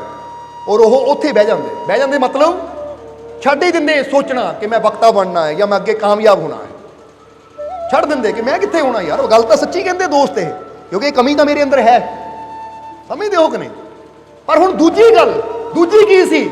ਦੂਜੀ ਸੀ ਕਿ ਚਰਚਿਲ ਨੇ ਇਹ ਸੋਚਿਆ, ਕੀ ਸੋਚਿਆ ਕਿ ਦੋਸਤ ਕਹਿੰਦੇ ਤੂੰ ਨਹੀਂ ਬਣ ਸਕਦਾ, ਤੂੰ ਮੂਰਖ ਹੈ, ਤਾਂ ਕੋਈ ਨਹੀਂ, ਮੈਂ ਮਿਹਨਤ ਇੰਨੀ ਕਰਨੀ ਹੈ, ਮੈਂ ਕੋਸ਼ਿਸ਼ ਇੰਨੀ ਕਰਨੀ ਹੈ। ਔਰ ਮੈਨੂੰ ਯਕੀਨ ਹੈ ਜਿਸ ਗੋਡ ਨੇ ਮੈਨੂੰ ਪੈਦਾ ਕੀਤਾ ਹੈ, ਜਿਹੜਾ ਮੈਨੂੰ ਪੈਦਾ ਕਰ ਸਕਦਾ ਹੈ, ਉਹ ਮੈਨੂੰ ਸੁਪਨਿਆਂ ਨੂੰ, ਮੇਰੇ ਸੁਪਨਿਆਂ ਨੂੰ ਪੂਰੀ ਕਰਨ ਦੀ ਸ਼ਕਤੀ ਵੀ ਮੈਨੂੰ ਦੇਗਾ। ਮੈਂ ਮਿਹਨਤ ਕਰਨੀ ਹੈ। ਕਹਿੰਦੇ ਵਾਕਈ ਚਰਚਿਲ ਨੇ ਦੂਜਾ ਰਸਤਾ ਅਪਣਾਇਆ। ਉਹਨਾਂ ਨੇ ਇੰਨੀ ਮਿਹਨਤ ਕੀਤੀ ਆਪਣੀ ਜ਼ੁਬਾਨ ਤੇ, ਜਰਾ ਗੌਰ ਕਰਨਾ। ਕਈ ਵਾਰ ਕਹਿੰਦੇ ਮੂੰਹ ਦੇ ਵਿੱਚ ਨਾ ਉਹਨਾਂ ਨੇ ਪੱਥਰ ਛੋਟੇ ਛੋਟੇ ਲੈ ਲੈਣੇ, ਰੱਖ ਕੇ ਬੋਲਣ ਦੀ ਕੋਸ਼ਿਸ਼ ਕਰਨੀ। ਜਿੱਦਾਂ ਬੰਦਾ ਮੂੰਹ 'ਚ ਕੋਈ ਚੀਜ਼ ਪਾਈ ਹੋ ਨਾ, ਤਾਂ ਬੰਦਾ ਬੋਲਣ ਦੀ ਕੋਸ਼ਿਸ਼ ਕਰਦਾ, ਉਹਨਾਂ ਜ਼ੁਬਾਨ ਤੇ ਕਾਬੂ ਆਉਂਦਾ ਹੈ। ਕਹਿੰਦੇ ਬੜੀ ਪ੍ਰੈਕਟਿਸ ਕੀਤੀ, ਔਰ ਵਾਕਈ ਬੜੀ ਪ੍ਰੈਕਟਿਸ ਕਰਨ ਤੋਂ ਬਾਅਦ ਚਰਚਿਲ ਦੀ ਉਹ ਹਕਲਾਹਟ ਦੂਰ ਹੋ ਗਈ, ਉਹ ਡਰ ਦੂਰ ਹੋ ਗਿਆ, ਔਰ ਫਿਰ ਉਹ ਪ੍ਰਧਾਨ ਮੰਤਰੀ ਬਣੇ। ਜਦੋਂ ਪ੍ਰਧਾਨ ਮੰਤਰੀ ਬਣੇ ਤਾਂ ਹਜ਼ਾਰਾਂ ਦੀ ਤਾਦਾਦ ਵਿੱਚ ਦੁਨੀਆ ਉਹਨਾਂ ਨੂੰ ਦੇਖਣ ਆਉਂਦੀ ਸੀ, ਸੁਣਨ ਆਉਂਦੀ ਸੀਗੀ। ਤਾਂ ਉਸ ਵੇਲੇ ਜਦੋਂ ਕਹਿੰਦੇ ਪਹਿਲੀ ਵਾਰ ਚਰਚਿਲ ਨੇ ਭਾਸ਼ਣ ਦਿੱਤਾ, ਹਾਲੇ ਉਦੋਂ ਪ੍ਰਧਾਨ ਮੰਤਰੀ ਨਹੀਂ ਬਣੇ ਸੀ, ਪਰ ਉੱਦਾਂ ਜਨਤਾ ਨੂੰ, ਕਿਉਂਕਿ ਜਦੋਂ ਕਿਸੇ ਨੇ ਇਲੈਕਸ਼ਨ ਤੇ ਖੜਨਾ ਪਤਾ ਹੈ ਕਿ ਪਹਿਲਾਂ ਰੈਲੀਆਂ ਨਿਕਲਦੀਆਂ, ਬੰਦਾ ਭਾਸ਼ਣ ਦਿੰਦਾ ਹੈ, ਉਸ ਤੋਂ ਪਹਿਲਾਂ ਹੀ ਜਦੋਂ ਬੋਲਣਾ ਸ਼ੁਰੂ ਕੀਤਾ ਤਾਂ ਕਹਿੰਦੇ ਦੋਸਤ ਹੈਰਾਨ ਰਹਿ ਗਏ। ਔਰ ਉਸਲੇ ਚਰਚਿਲ ਨੇ ਕਿਹਾ ਇਹ ਤਾਂ ਹਾਲੇ ਸ਼ੁਰੂਆਤ ਹੈ, ਹਾਲੇ ਉਹ ਮੁਕਾਮ ਆਣਾ ਜਦੋਂ ਮੈਂ ਸਟੇਜ ਤੇ ਬੋਲਣਾ ਤਾਂ ਹਜ਼ਾਰਾਂ ਦੁਨੀਆ ਸੁਣੇਗੀ। ਔਰ ਵਾਕਿਆ ਜਦੋਂ ਪਹਿਲੀ ਵਾਰ ਪ੍ਰਧਾਨ ਮੰਤਰੀ ਬਣ ਕੇ ਪਹਿਲਾ ਭਾਸ਼ਣ ਦਿੱਤਾ ਤਾਂ ਪੂਰਾ ਮੈਦਾਨ ਭਰਿਆ ਹੋਇਆ ਸੀ। ਤਾਂ ਉਹਨਾਂ ਦੋਸਤਾਂ ਨੂੰ ਕਿਹਾ ਦੇਖਿਆ ਅੱਜ ਮੈਂ ਉਹ ਕਰ ਦਿਖਾਇਆ ਜੋ ਮੈਂ ਬਚਪਨ 'ਚ ਜਵਾਨੀ 'ਚ ਸੋਚਿਆ ਸੀ। ਜੇ ਮੈਂ ਤੁਹਾਡੀ ਗੱਲ ਮੰਨ ਕੇ ਬਹਿ ਜਾਂਦਾ ਤਾਂ ਅੱਜ ਮੈਂ ਇੱਥੇ ਨਹੀਂ ਪਹੁੰਚਣਾ ਸੀ।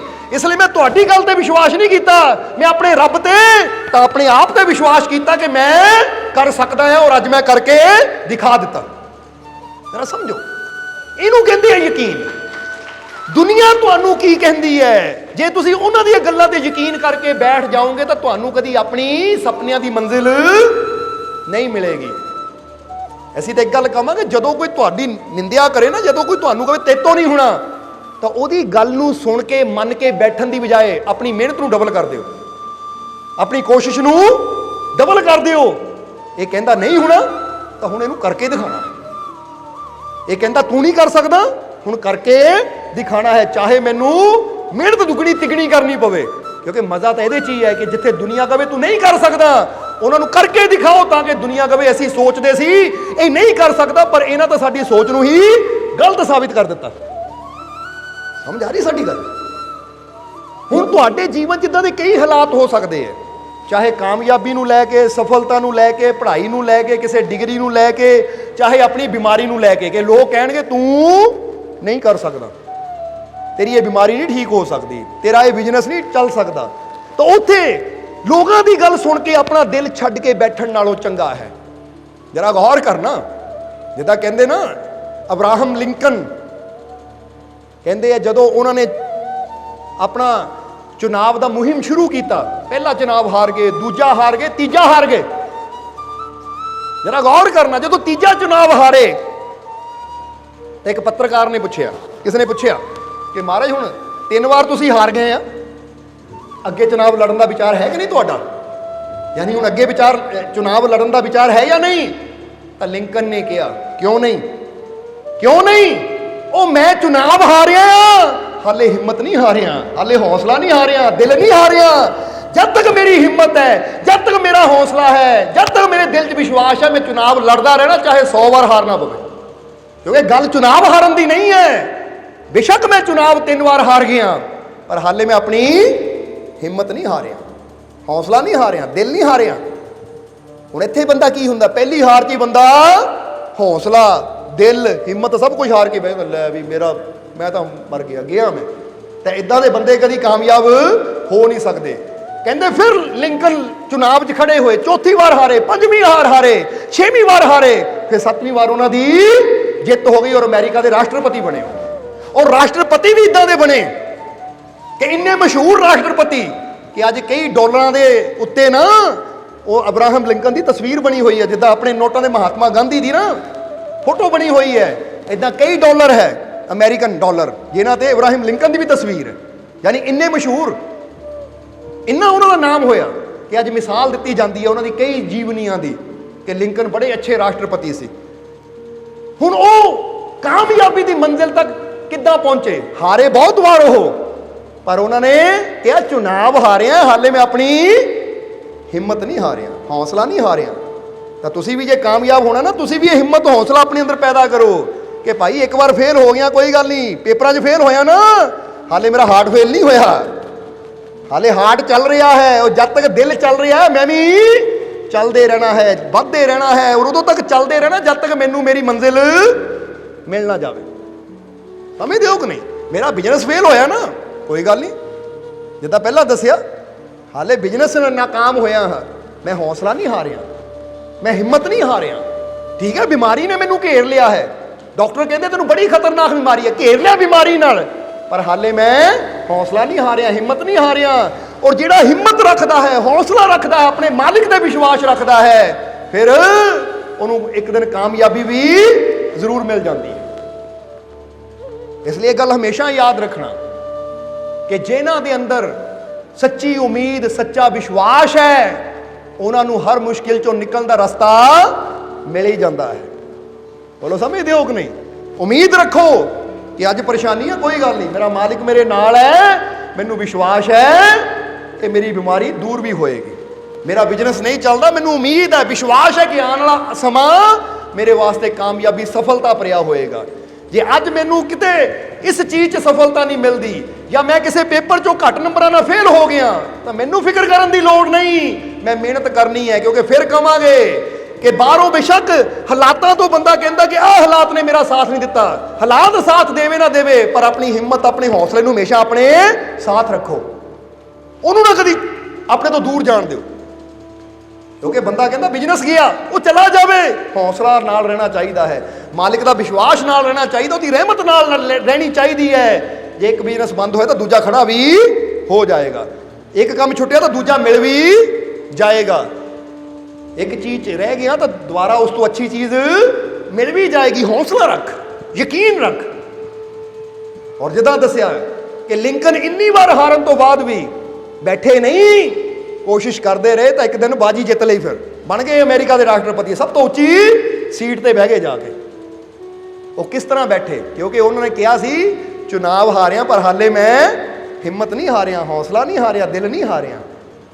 ਇਸ ਲਈ ਤੁਹਾਨੂੰ ਵੀ ਇਹੀ ਕਹਾਂਗੇ, ਕਦੀ ਹੌਸਲਾ ਨਾ ਹਾਰੋ, ਹਾਲਾਤਾਂ ਨੂੰ ਦੇਖ ਕੇ ਕਦੀ ਹਿੰਮਤ ਨਾ ਹਾਰੋ, ਵਕਤ ਨੂੰ ਦੇਖ ਕੇ, ਕਿਉਂਕਿ ਵਕਤ ਹਮੇਸ਼ਾ ਬਦਲਦਾ ਹੈ। ਬਦਲਦਾ ਕਿ ਨਹੀਂ? ਘੜੀ ਦੇਖੋ, ਹੁਣ ਵਕਤ ਕੀ ਹੈ ਤਾਂ 10 ਮਿੰਟ ਬਾਅਦ ਵਕਤ ਬਦਲਣਾ ਕਿ ਨਹੀਂ, ਜਾਂ ਉਹੀ ਰਹਿਣਾ ਹੈ? ਜਵਾਬ ਦਿਓ ਸਾਨੂੰ। ਬੰਦਾ ਕਹਿੰਦਾ ਜੇ ਹੁਣ ਵੀ ਇੰਨਾ ਟਾਈਮ ਹੈ, ਫਰਜ਼ ਕਰੋ ਬੰਦਾ ਕਹਿੰਦਾ ਇਸ ਵੇਲੇ 2:55 ਹੈ, ਸਮਝਦੇ ਹੋ ਕਿ ਨਹੀਂ? ਤਾਂ 2:55 ਥੋੜੀ ਰਹਿਣੇ ਹੈ, 1 ਮਿੰਟ ਬਾਅਦ 56 ਹੋ ਜਾਣੇ ਹੈ, ਅਗਲੇ ਮਿੰਟ 57 ਹੋ ਜਾਣੇ ਹੈ, 10 ਮਿੰਟ ਬਾਅਦ ਵਕਤ ਉਹੀ ਨਹੀਂ ਰਹਿਣਾ। ਹੁਣ ਜੇ ਇਹ ਵਕਤ ਬਦਲਦਾ ਹੈ ਤਾਂ ਤੁਹਾਡਾ ਵਕਤ ਕਿਉਂ ਨਹੀਂ ਬਦਲੇਗਾ?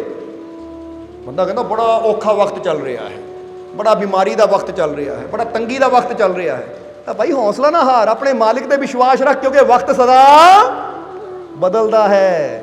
ਆਪਣੇ ਮਾਲਿਕ ਤੇ ਯਕੀਨ ਰੱਖ, ਤੇਰਾ ਵਕਤ ਵੀ ਜ਼ਰੂਰ ਬਦਲੇਗਾ। ਬਿਮਾਰੀ ਹੈ ਤਾਂ ਤੰਦਰੁਸਤੀ ਵੀ ਆਏਗੀ, ਤੰਗੀ ਹੈ ਤਾਂ ਖੁਸ਼ਹਾਲੀ ਵੀ ਆਏਗੀ, ਧੁੱਪ ਹੈ ਤਾਂ ਛਾਂ ਵੀ ਆਏਗੀ, ਠੰਡ ਹੈ ਤਾਂ ਗਰਮੀ ਵੀ ਆਣੀ, ਤਾਂ ਗਰਮੀ ਹੈ ਤਾਂ ਸਰਦੀ ਵੀ ਆਣੀ ਹੈ। ਯਾਨੀ ਵਕਤ ਬਦਲਦਾ ਹੈ ਤਾਂ ਫਿਰ ਤੇਰੇ ਹਾਲਾਤ ਕਿਉਂ ਨਹੀਂ ਬਦਲਣਗੇ? ਯਕੀਨ ਰੱਖੋ, ਵਿਸ਼ਵਾਸ ਰੱਖੋ, ਕਦੀ ਹਿੰਮਤ ਹਾਰਨੀ ਨਹੀਂ ਹੈ। ਔਰ ਖਾਸ ਕਰਕੇ ਜਦੋਂ ਉਸ ਮਾਲਿਕ ਦੇ ਨਾਲ ਜੁੜ ਗਏ ਤਾਂ ਫਿਰ ਤਾਂ ਹਿੰਮਤ ਹਾਰਨ ਨਹੀਂ ਦੇਣੀ ਤੁਹਾਨੂੰ, ਕਿਉਂਕਿ ਇੰਨਾ ਹੌਸਲਾ ਤੁਹਾਡੇ ਅੰਦਰ ਭਰ ਦੇਣਾ ਕਿ ਕਦੀ ਬੈਠਣ ਨਹੀਂ ਦੇਣਾ ਤੁਹਾਨੂੰ, ਕਿ ਤੁਸੀਂ ਹਿੰਮਤ ਹਾਰ ਕੇ ਦਿਲ ਛੱਡ ਕੇ ਬਹਿ ਜਾਓ, ਕਦੀ ਹੋ ਹੀ ਨਹੀਂ ਸਕਦਾ।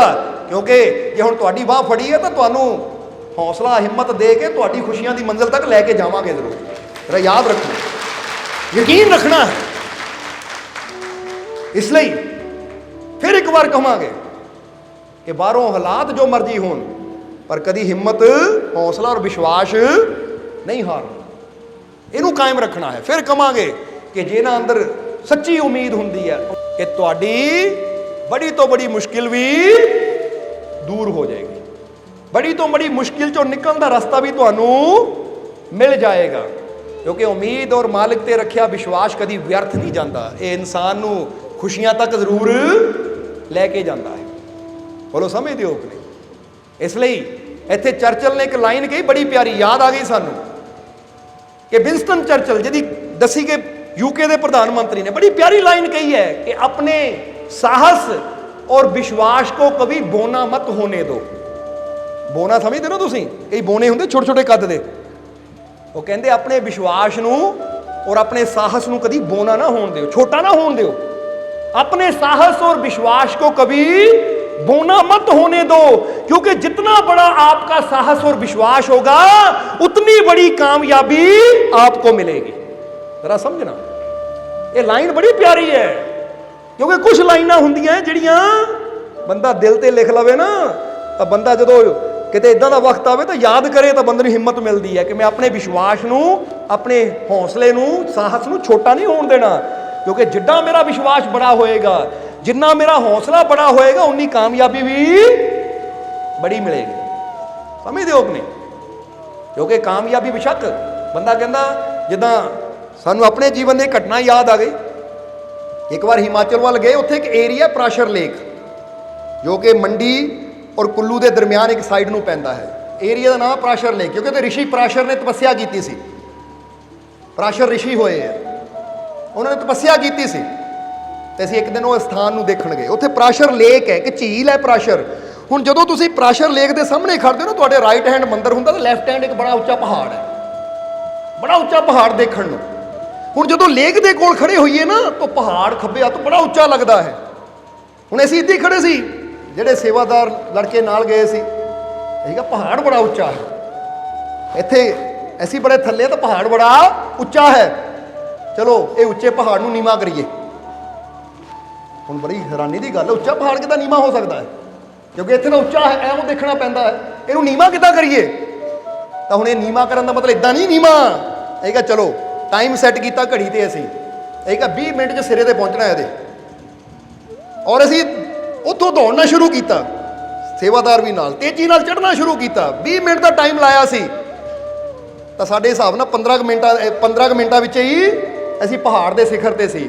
ਜਦੋਂ ਪਹਾੜ ਦੇ ਸਿਖਰ ਤੇ ਸੀ, ਉੱਥੇ ਖੜ ਕੇ ਥੱਲੇ ਦੇਖ ਰਹੇ ਨਾ, ਉਹ ਥੱਲੇ ਪਰਾਸ਼ਰ ਝੀਲ ਹੈ, ਪਰਾਸ਼ਰ ਮੰਦਿਰ ਹੈ, ਉੱਚਾ ਪਹਾੜ ਹੈ। ਜਦੋਂ ਉੱਪਰ ਖੜ ਕੇ ਅਸੀਂ ਦੇਖਿਆ ਸੀ ਕਿ ਲਓ ਪਹਾੜ ਨੂੰ ਨੀਵਾਂ ਕਰਤਾ, ਕਿਉਂਕਿ ਹੁਣ ਪਹਾੜ ਸਾਡੇ ਪੈਰਾਂ ਥੱਲੇ ਹੈ। ਜਰਾ ਸਮਝਣਾ, ਜਿਹੜਾ ਉੱਚਾ ਲੱਗਦਾ ਸੀ ਉਹ ਹੁਣ ਨੀਵਾਂ ਹੋ ਗਿਆ, ਪੈਰਾਂ ਥੱਲੇ ਆ ਗਿਆ। ਔਰ ਇਹ ਕਦੋਂ ਹੁੰਦਾ ਹੈ?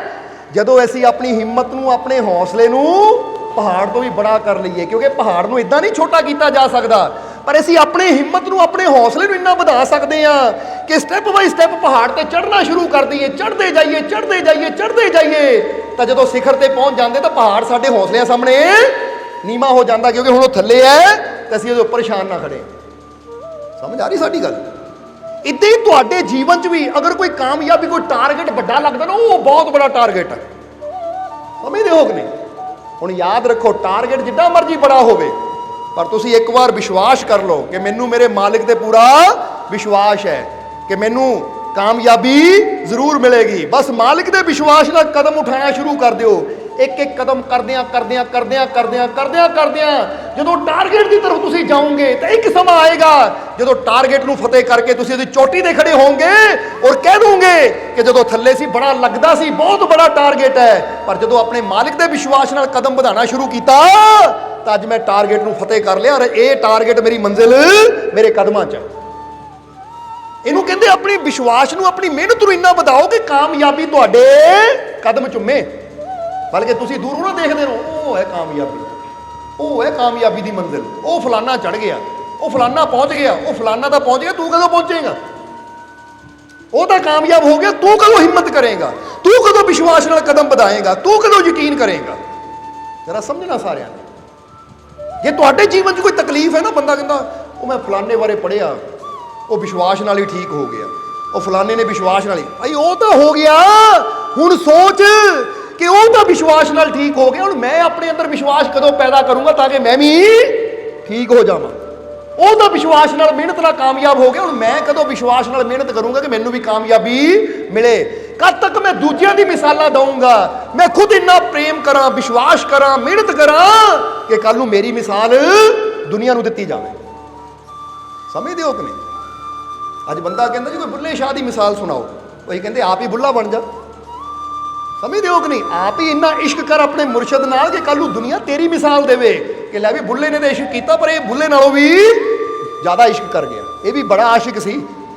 ਹੁਣ ਜ਼ਰਾ ਸੋਚੋ ਕਿ ਬੁੱਲੇ ਸ਼ਾਹ ਵਰਗੇ ਆਸ਼ਿਕ ਹੋਏ, ਮੀਰਾ ਵਰਗੇ ਪ੍ਰੇਮੀ ਹੋਏ, ਸਤਿਗੁਰ ਨਾਲ ਪ੍ਰੇਮ ਕਰਨ ਵਾਲੇ, ਜਾਂ ਅਮੀਰ ਖੁਸਰੋ ਵਰਗੇ ਆਸ਼ਿਕ ਹੋਏ, ਇਹਨਾਂ ਨੇ ਇੱਕ ਦੂਜੇ ਦੀ ਨਕਲ ਕਰਨ ਦੀ ਕੋਸ਼ਿਸ਼ ਨਹੀਂ ਕੀਤੀ ਕਿ ਅਮੀਰ ਖੁਸਰੋ ਨੇ ਕਿਹਾ ਮੈਂ ਬੁੱਲੇ ਸ਼ਾਹ ਦੀ ਨਕਲ ਕਰਾਂ, ਮੈਂ ਵੀ ਘੁੰਗਰੂ ਪਾ ਲਵਾਂ। ਨਹੀਂ, ਉਹਨਾਂ ਨੇ ਨਕਲ ਨਹੀਂ ਕੀਤੀ, ਉਹਨਾਂ ਨੇ ਆਪਣੇ ਆਪ ਨੂੰ ਬੈਸਟ ਬਣਾਉਣ ਦੀ ਕੋਸ਼ਿਸ਼ ਕੀਤੀ ਕਿ ਮੈਂ ਜੋ ਕਰ ਸਕਦਾ ਉਹ ਬੈਸਟ ਕਰਾਂ। ਸਮਝਦੇ ਹੋ ਕਿ ਨਹੀਂ? ਅੱਜ ਬੰਦਾ ਦੂਜਿਆਂ ਦੀ ਨਕਲਾਂ 'ਚ ਲੱਗਾ ਰਹਿੰਦਾ ਹੈ। ਅੱਛਾ, ਜਿਹਦਾ ਇੱਕ ਜੀਵ ਆਇਆ ਕਿ ਮਾਲਕੋ ਬੁੱਲੇ ਸ਼ਾਹ ਨੇ 12 ਸਾਲ ਘੁੰਗਰੂ ਪਾਏ ਸੀ, ਉਹ ਰਾਜੀ ਮੁਰਸ਼ਿਦ ਹੋ ਗਿਆ ਸੀ, ਮੈਂ ਵੀ ਘੁੰਗਰੂ ਪਾ ਲਵਾਂ, ਤੁਸੀਂ ਰਾਜੀ ਹੋ ਜਾਓਗੇ? ਭਾਈ ਕਹਾ ਭਰਾਵਾ ਸਾਨੂੰ ਕੀ ਲੋੜ ਹੈ ਤੇਰੇ ਘੁੰਗਰੂ ਪਵਾਉਣ ਦੀ, ਤੂੰ ਕੁਛ ਹੋਰ ਢੰਗ ਕਰ। ਯਾਨੀ ਕਹਿਣ ਦਾ ਮਤਲਬ ਕੀ ਹੈ? ਦੱਸਣਾ ਚਾਹੁੰਦੇ ਅਸੀਂ ਕਿ ਨਕਲਾਂ ਕਰਕੇ ਅਸੀਂ ਨਕਲ 'ਚ ਹੀ ਤਿਆਰ ਕਰਨ ਨਹੀਂ ਬੈਠੇ, ਉਹ ਤਾਂ ਕਾਪੀ ਹੋਣੀ ਹੈ ਫਿਰ, ਔਰ ਕਾਪੀ ਜਿੰਨੀ ਮਰਜ਼ੀ ਤਿਆਰ ਕਰੀ ਜਾਓ। ਹੁਣ ਫਰਜ਼ ਕਰੋ ਇੱਕ ਪੇਂਟਰ ਹੈ, ਉਹਨੇ ਇੱਕ ਪੇਂਟਿੰਗ ਤਿਆਰ ਕੀਤੀ, ਹੁਣ ਉਹ ਪੇਂਟਿੰਗ ਘਰ ਲਿਆ ਕੇ ਤੁਸੀਂ ਘਰੋਂ ਹੀ ਛਾਪੇ ਲਾ ਲਾ ਕੇ ਕਾਪੀਆਂ ਕਰ ਕਰਕੇ ਵੇਚੀ ਜਾਓ ਤਾਂ ਤੁਹਾਡੀ ਬਹਾਦਰੀ ਕੀ ਉਹ 'ਚ? ਜੇ ਤੁਸੀਂ ਕਾਮਲ ਪੇਂਟਰ ਹੋ ਤਾਂ ਮਜ਼ਾ ਫੇਰ ਹੈ, ਉਹਦੇ ਮੁਕਾਬਲੇ ਦੀ ਪੇਂਟਿੰਗ ਤੁਸੀਂ ਖੁਦ ਤਿਆਰ ਕਰੋ ਤਾਂ ਫਿਰ ਕਵੇ ਭਾਈ ਜਿੱਦਾਂ ਦਾ ਉਹ ਪੇਂਟਰ ਸੀ ਨਾ, ਇਹ ਵੀ ਉਹਦੀ ਬਰਾਬਰੀ ਦਾ, ਚੋਟੀ ਦਾ ਆ। ਮਜ਼ਾ ਤਾਂ ਫਿਰ ਆਉਂਦਾ ਕਿ ਨਹੀਂ? ਹੁਣ ਬੁੱਲੇ ਮੰਗੋ ਘੁੰਗਰੂ ਪਵਾ ਦਈਏ, ਫਿਰ ਤਾਂ ਅਸੀਂ ਕਾਪੀਆਂ ਤਿਆਰ ਕਰ ਰਹੇ ਹਾਂ, ਔਰ ਕਾਪੀ ਤਿਆਰ ਕਰਨ ਦਾ ਸਾਨੂੰ ਕੋਈ ਸ਼ੌਕ ਹੈ ਨਹੀਂ, ਕਿਉਂਕਿ ਅਸੀਂ ਕਹਾਂਗੇ ਕਿ ਜੇ ਤੁਸੀਂ ਆਸ਼ਿਕ ਬਣਨਾ ਹੈ ਤਾਂ ਤੁਸੀਂ ਆਪਣੀ ਕੁਆਲਿਟੀ ਆਪਣੇ ਅੰਦਰ ਪੈਦਾ ਕਰੋ। ਕਿਉਂਕਿ ਰੱਬ ਨੇ ਤੁਹਾਨੂੰ ਇਹ ਨਹੀਂ ਪੁੱਛਣਾ ਕਿ ਤੂੰ ਬੁੱਲਾ ਕਿਉਂ ਨਹੀਂ ਬਣਿਆ, ਰੱਬ ਨੇ ਤੁਹਾਨੂੰ ਇਹ ਨਹੀਂ ਪੁੱਛਣਾ ਤੂੰ ਮੀਰਾ ਕਿਉਂ ਨਹੀਂ ਬਣੀ, ਰੱਬ ਨੇ ਤੁਹਾਨੂੰ ਇਹ ਕਹਿਣਾ ਜੋ ਮੈਂ ਤੈਨੂੰ ਬਣਾਇਆ ਸੀ ਤੂੰ ਉਹ ਕਿਉਂ ਨਹੀਂ ਬਣਿਆ। ਸਮਝ ਆ ਰਹੀ ਕਿ ਨਹੀਂ? ਕਿਉਂਕਿ ਰੱਬ ਕਦੀ ਗੁਲਾਬ ਨੂੰ ਨਹੀਂ ਪੁੱਛੇਗਾ ਕਿ ਤੂੰ ਕਮਲ ਕਿਉਂ ਨਹੀਂ ਬਣਿਆ ਜਾਂ ਤੂੰ ਗੈਂਦਾ ਕਿਉਂ ਨਹੀਂ ਬਣਿਆ। ਭਾਈ ਮੈਂ ਤੈਨੂੰ ਗੁਲਾਬ ਬਣਾਇਆ ਸੀ, ਤੂੰ ਗੁਲਾਬ ਬਣ ਕੇ ਖਿਲਦਾ, ਮਹਿਕ ਦਿੰਦਾ, ਤਾਂ ਕਿ ਦੁਨੀਆ ਨੂੰ ਪਤਾ ਲੱਗਦਾ ਆ ਕਿ ਦੇਖ ਬਈ ਜੇ ਉਹ ਕਮਲ ਹੈ, ਉਹ ਚੰਪਾ ਹੈ, ਉਹ ਚਮੇਲੀ ਹੈ, ਤੇ ਇਹ ਵੀ ਗੁਲਾਬ ਹੈ, ਉਹਨਾਂ ਤੋਂ ਘੱਟ ਹੈ ਨਹੀਂ। ਉਮੀਦ ਹੈ ਕਿ ਤੁਸੀਂ ਸਮਝ ਰਹੇ ਹੋਵੋਗੇ। ਸੋ ਤੁਹਾਡੇ ਅੰਦਰ ਬੜੀਆਂ ਕੁਆਲਿਟੀਆਂ ਹੈ, ਪਰ ਉਹ ਕੁਆਲਿਟੀ ਸਾਡੀ ਕਦੋਂ ਦਬ ਜਾਂਦੀ ਹੈ? ਜਦੋਂ ਅਸੀਂ ਕਾਪੀਆਂ ਕਰਨੀਆਂ ਸ਼ੁਰੂ ਕਰ ਦਿੰਦੇ ਹਾਂ। ਇੱਕ ਚਿੜੀ ਕਾਪੀ ਕਰੇ ਕਿ ਮੈਂ ਬਾਜ ਦੀ ਨਕਲ ਕਰਨੀ ਹੈ, ਤਾਂ ਕਦੀ ਨਕਲ ਕਰਕੇ ਬਾਜ ਬਣ ਹੀ ਨਹੀਂ ਸਕਦੀ। ਪਰ ਬਾਜ ਬਣਨ ਦੀ ਕੋਸ਼ਿਸ਼ ਜੋ ਵੈਸਟ ਚਿੜੀ ਹੋ ਸਕਦੀ ਉਹਨਾਂ ਹੋਣਾ ਹੀ ਨਹੀਂ ਕਦੀ ਵੀ, ਕਿਉਂਕਿ ਨਕਲ 'ਚ ਲੱਗੀ ਰਹੀ ਸਾਰੀ ਜ਼ਿੰਦਗੀ। ਸਮਝ ਆ ਰਹੀ ਸਾਡੀ ਗੱਲ? ਇਸ ਲਈ ਜੋ ਤੁਸੀਂ ਬੈਸਟ ਕਰ ਸਕਦੇ ਹੋ ਨਾ, ਕਿ ਭਾਈ ਬੁੱਲੇ ਸ਼ਾਹ ਨੇ ਇਦਾਂ ਕੀਤਾ ਤਾਂ ਮੈਂ ਆਪਣੇ ਵੱਲੋਂ ਜੋ ਬੈਸਟ ਕਰ ਸਕਦਾ ਮੈਂ ਉਹ ਕਰਨ ਦੀ ਕੋਸ਼ਿਸ਼ ਕਰਨੀ ਹੈ, ਤਾਂ ਕਿ ਮੇਰਾ ਨਾਮ, ਮੈਨੂੰ ਇਹ ਨਾ ਕਿਹਾ ਜਾਵੇ ਇਹ ਵੀ ਬੁੱਲੇ ਸ਼ਾਹ ਵਰਗਾ ਹੀ ਹੈ, ਨਹੀਂ, ਮੈਨੂੰ ਮੇਰੇ ਵਰਗਾ ਹੀ ਕਿਹਾ ਜਾਵੇ ਕਿ ਇਹਦੀ ਮੁਹੱਬਤ, ਇਹਦਾ ਵਿਸ਼ਵਾਸ, ਇਹਦੀ ਸ਼ਾਨ ਵੀ ਅਲੱਗ ਹੀ ਹੈ। ਸਮਝ ਆ ਰਹੀ ਕਿ ਨਹੀਂ? ਇਸ ਲਈ ਕੋਈ ਸਾਨੂੰ ਕਹਿੰਦਾ ਨਾ, ਕਿਸੇ ਨਾਲ ਕੰਪੇਅਰ ਕਰਦਾ ਹੈ, ਭਾਈ ਕਹਿੰਦੇ ਕੰਪੇਅਰ ਨਾ ਕਰੋ, ਸਾਨੂੰ ਹੀ ਰਹਿਣ ਦਿਓ। ਉਹ ਸਮਝਦੇ ਹੋ ਕਿ ਨਹੀਂ? ਕਿਉਂਕਿ ਮਜ਼ਾ ਤਾਂ ਇਹ ਹੈ ਕਿ ਜੋ ਤੁਸੀਂ ਹੋ ਨਾ, ਤੁਸੀਂ ਕੁਝ ਬਣ ਕੇ ਦਿਖਾਓ, ਤਾਂ ਕਿ ਕੱਲ੍ਹ ਨੂੰ ਦੁਨੀਆ ਤੁਹਾਡੇ ਨਾਮ ਨਾਲ ਤੁਹਾਨੂੰ ਯਾਦ ਕਰੇ, ਕਿਸੇ ਦੇ ਨਾਮ ਨਾਲ ਨਹੀਂ। ਸਮਝ ਆਈ ਕਿ ਨਹੀਂ ਸਾਡੀ ਗੱਲ? ਹੁਣ ਫਰਜ਼ ਕਰੋ ਕੋਈ ਕਵੇ ਲੈ ਵੀ ਐਕਟਿੰਗ ਕਰਦਾ, ਇਹ ਤਾਂ ਸਲਮਾਨ ਖਾਨ ਦੀ ਕਾਪੀ ਕਰਦਾ ਹੈ, ਤਾਂ ਉਹ ਸਲਮਾਨ ਖਾਨ ਦੀ ਤਾਰੀਫ ਹੋ ਰਹੀ ਹੈ, ਤੁਹਾਡੀ ਨਹੀਂ ਹੋ ਰਹੀ। ਉਹ ਕਿਸੇ ਹੋਰ ਐਕਟਰ ਨਾਲ ਤੁਹਾਨੂੰ ਕੰਪੇਅਰ ਕਰਨ ਤਾਂ ਉਹਦੀ ਤਾਰੀਫ ਹੋ ਰਹੀ, ਤੁਹਾਡੀ ਨਹੀਂ ਹੋ ਰਹੀ।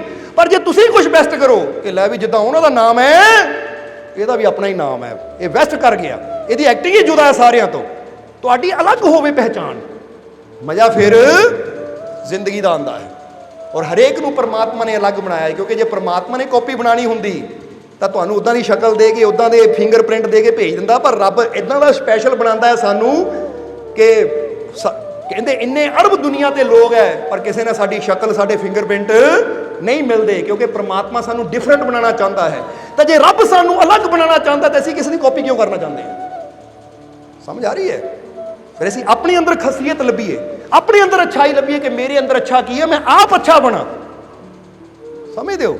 ਇਸ ਲਈ ਆਪਣੀ ਕੁਆਲਿਟੀ ਨੂੰ ਪਹਿਚਾਣੋ, ਆਪਣੇ ਆਪ ਨੂੰ ਅੱਛਾ ਬਣਾਓ, ਤਾਂ ਫਿਰ ਤੁਸੀਂ ਦੇਖੋਗੇ ਕਿ ਜੀਵਨ 'ਚ ਕਮੀ ਕੋਈ ਨਹੀਂ ਰਹੇਗੀ। ਔਰ ਫਿਰ ਇੱਕ ਵਾਰ ਕਹਾਂਗੇ ਕਿ ਆਪਣੇ ਅੰਦਰ ਵਿਸ਼ਵਾਸ ਰੱਖੋ, ਯਕੀਨ ਰੱਖੋ, ਮਾਲਿਕ ਤੇ ਭਰੋਸਾ ਰੱਖੋ, ਫਿਰ ਹੀ ਤੁਹਾਨੂੰ ਕਾਮਯਾਬੀ, ਸਫਲਤਾ ਮਿਲੇਗੀ। ਕਿ ਉਹ ਜਿਹੜੀ ਬੜੀ ਤੋਂ ਬੜੀ ਮੰਜ਼ਿਲ ਵੀ ਲੱਗਦੀ ਹੈ ਨਾ, ਜਿੱਦਾਂ ਦੱਸਿਆ ਪਹਾੜ ਬੜਾ ਉੱਚਾ ਲੱਗਦਾ ਸੀ, ਪਰ ਜਿੱਦਾਂ ਹੀ ਅਸੀਂ ਤੁਰੇ, ਕੋਸ਼ਿਸ਼ ਕੀਤੀ ਤਾਂ ਥੋੜੀ ਦੇਰ 'ਚ ਹੀ ਉੱਚਾ ਲੱਗਣ ਵਾਲਾ ਪਹਾੜ ਅਸੀਂ ਉਹਦੀ ਉਚਾਈ ਤੇ ਖੜੇ ਸੀ। ਜਿੱਦਾਂ ਮਾਊਂਟ ਐਵਰੈਸਟ ਬਹੁਤ ਉੱਚਾ ਲੱਗਦਾ ਹੈ, ਪਰ ਜਿਸਲੇ ਚੜ੍ਹਨ ਵਾਲੇ ਚੜ੍ਹਨਾ ਸ਼ੁਰੂ ਕਰਦੇ ਆ ਨਾ, ਕੁਝ ਦਿਨ ਲੱਗਦੇ ਆ, ਕੁਝ ਹਫ਼ਤੇ ਲੱਗਦੇ ਆ, ਕੁਝ ਮਹੀਨੇ ਲੱਗਦੇ ਆ, ਪਰ ਚੜ੍ਹਦੇ ਜਾਂਦੇ ਤੇ ਇੱਕ ਟਾਈਮ ਆਉਂਦਾ ਜਦੋਂ ਪਹਾੜ ਦੀ ਚੋਟੀ ਤੇ ਜਾ ਕੇ ਝੰਡਾ ਗੱਡ ਦਿੰਦੇ ਕਿ ਲਓ ਜੀ ਕਰ ਲਿਆ ਫਤਿਹ ਮਾਊਂਟ ਐਵਰੈਸਟ।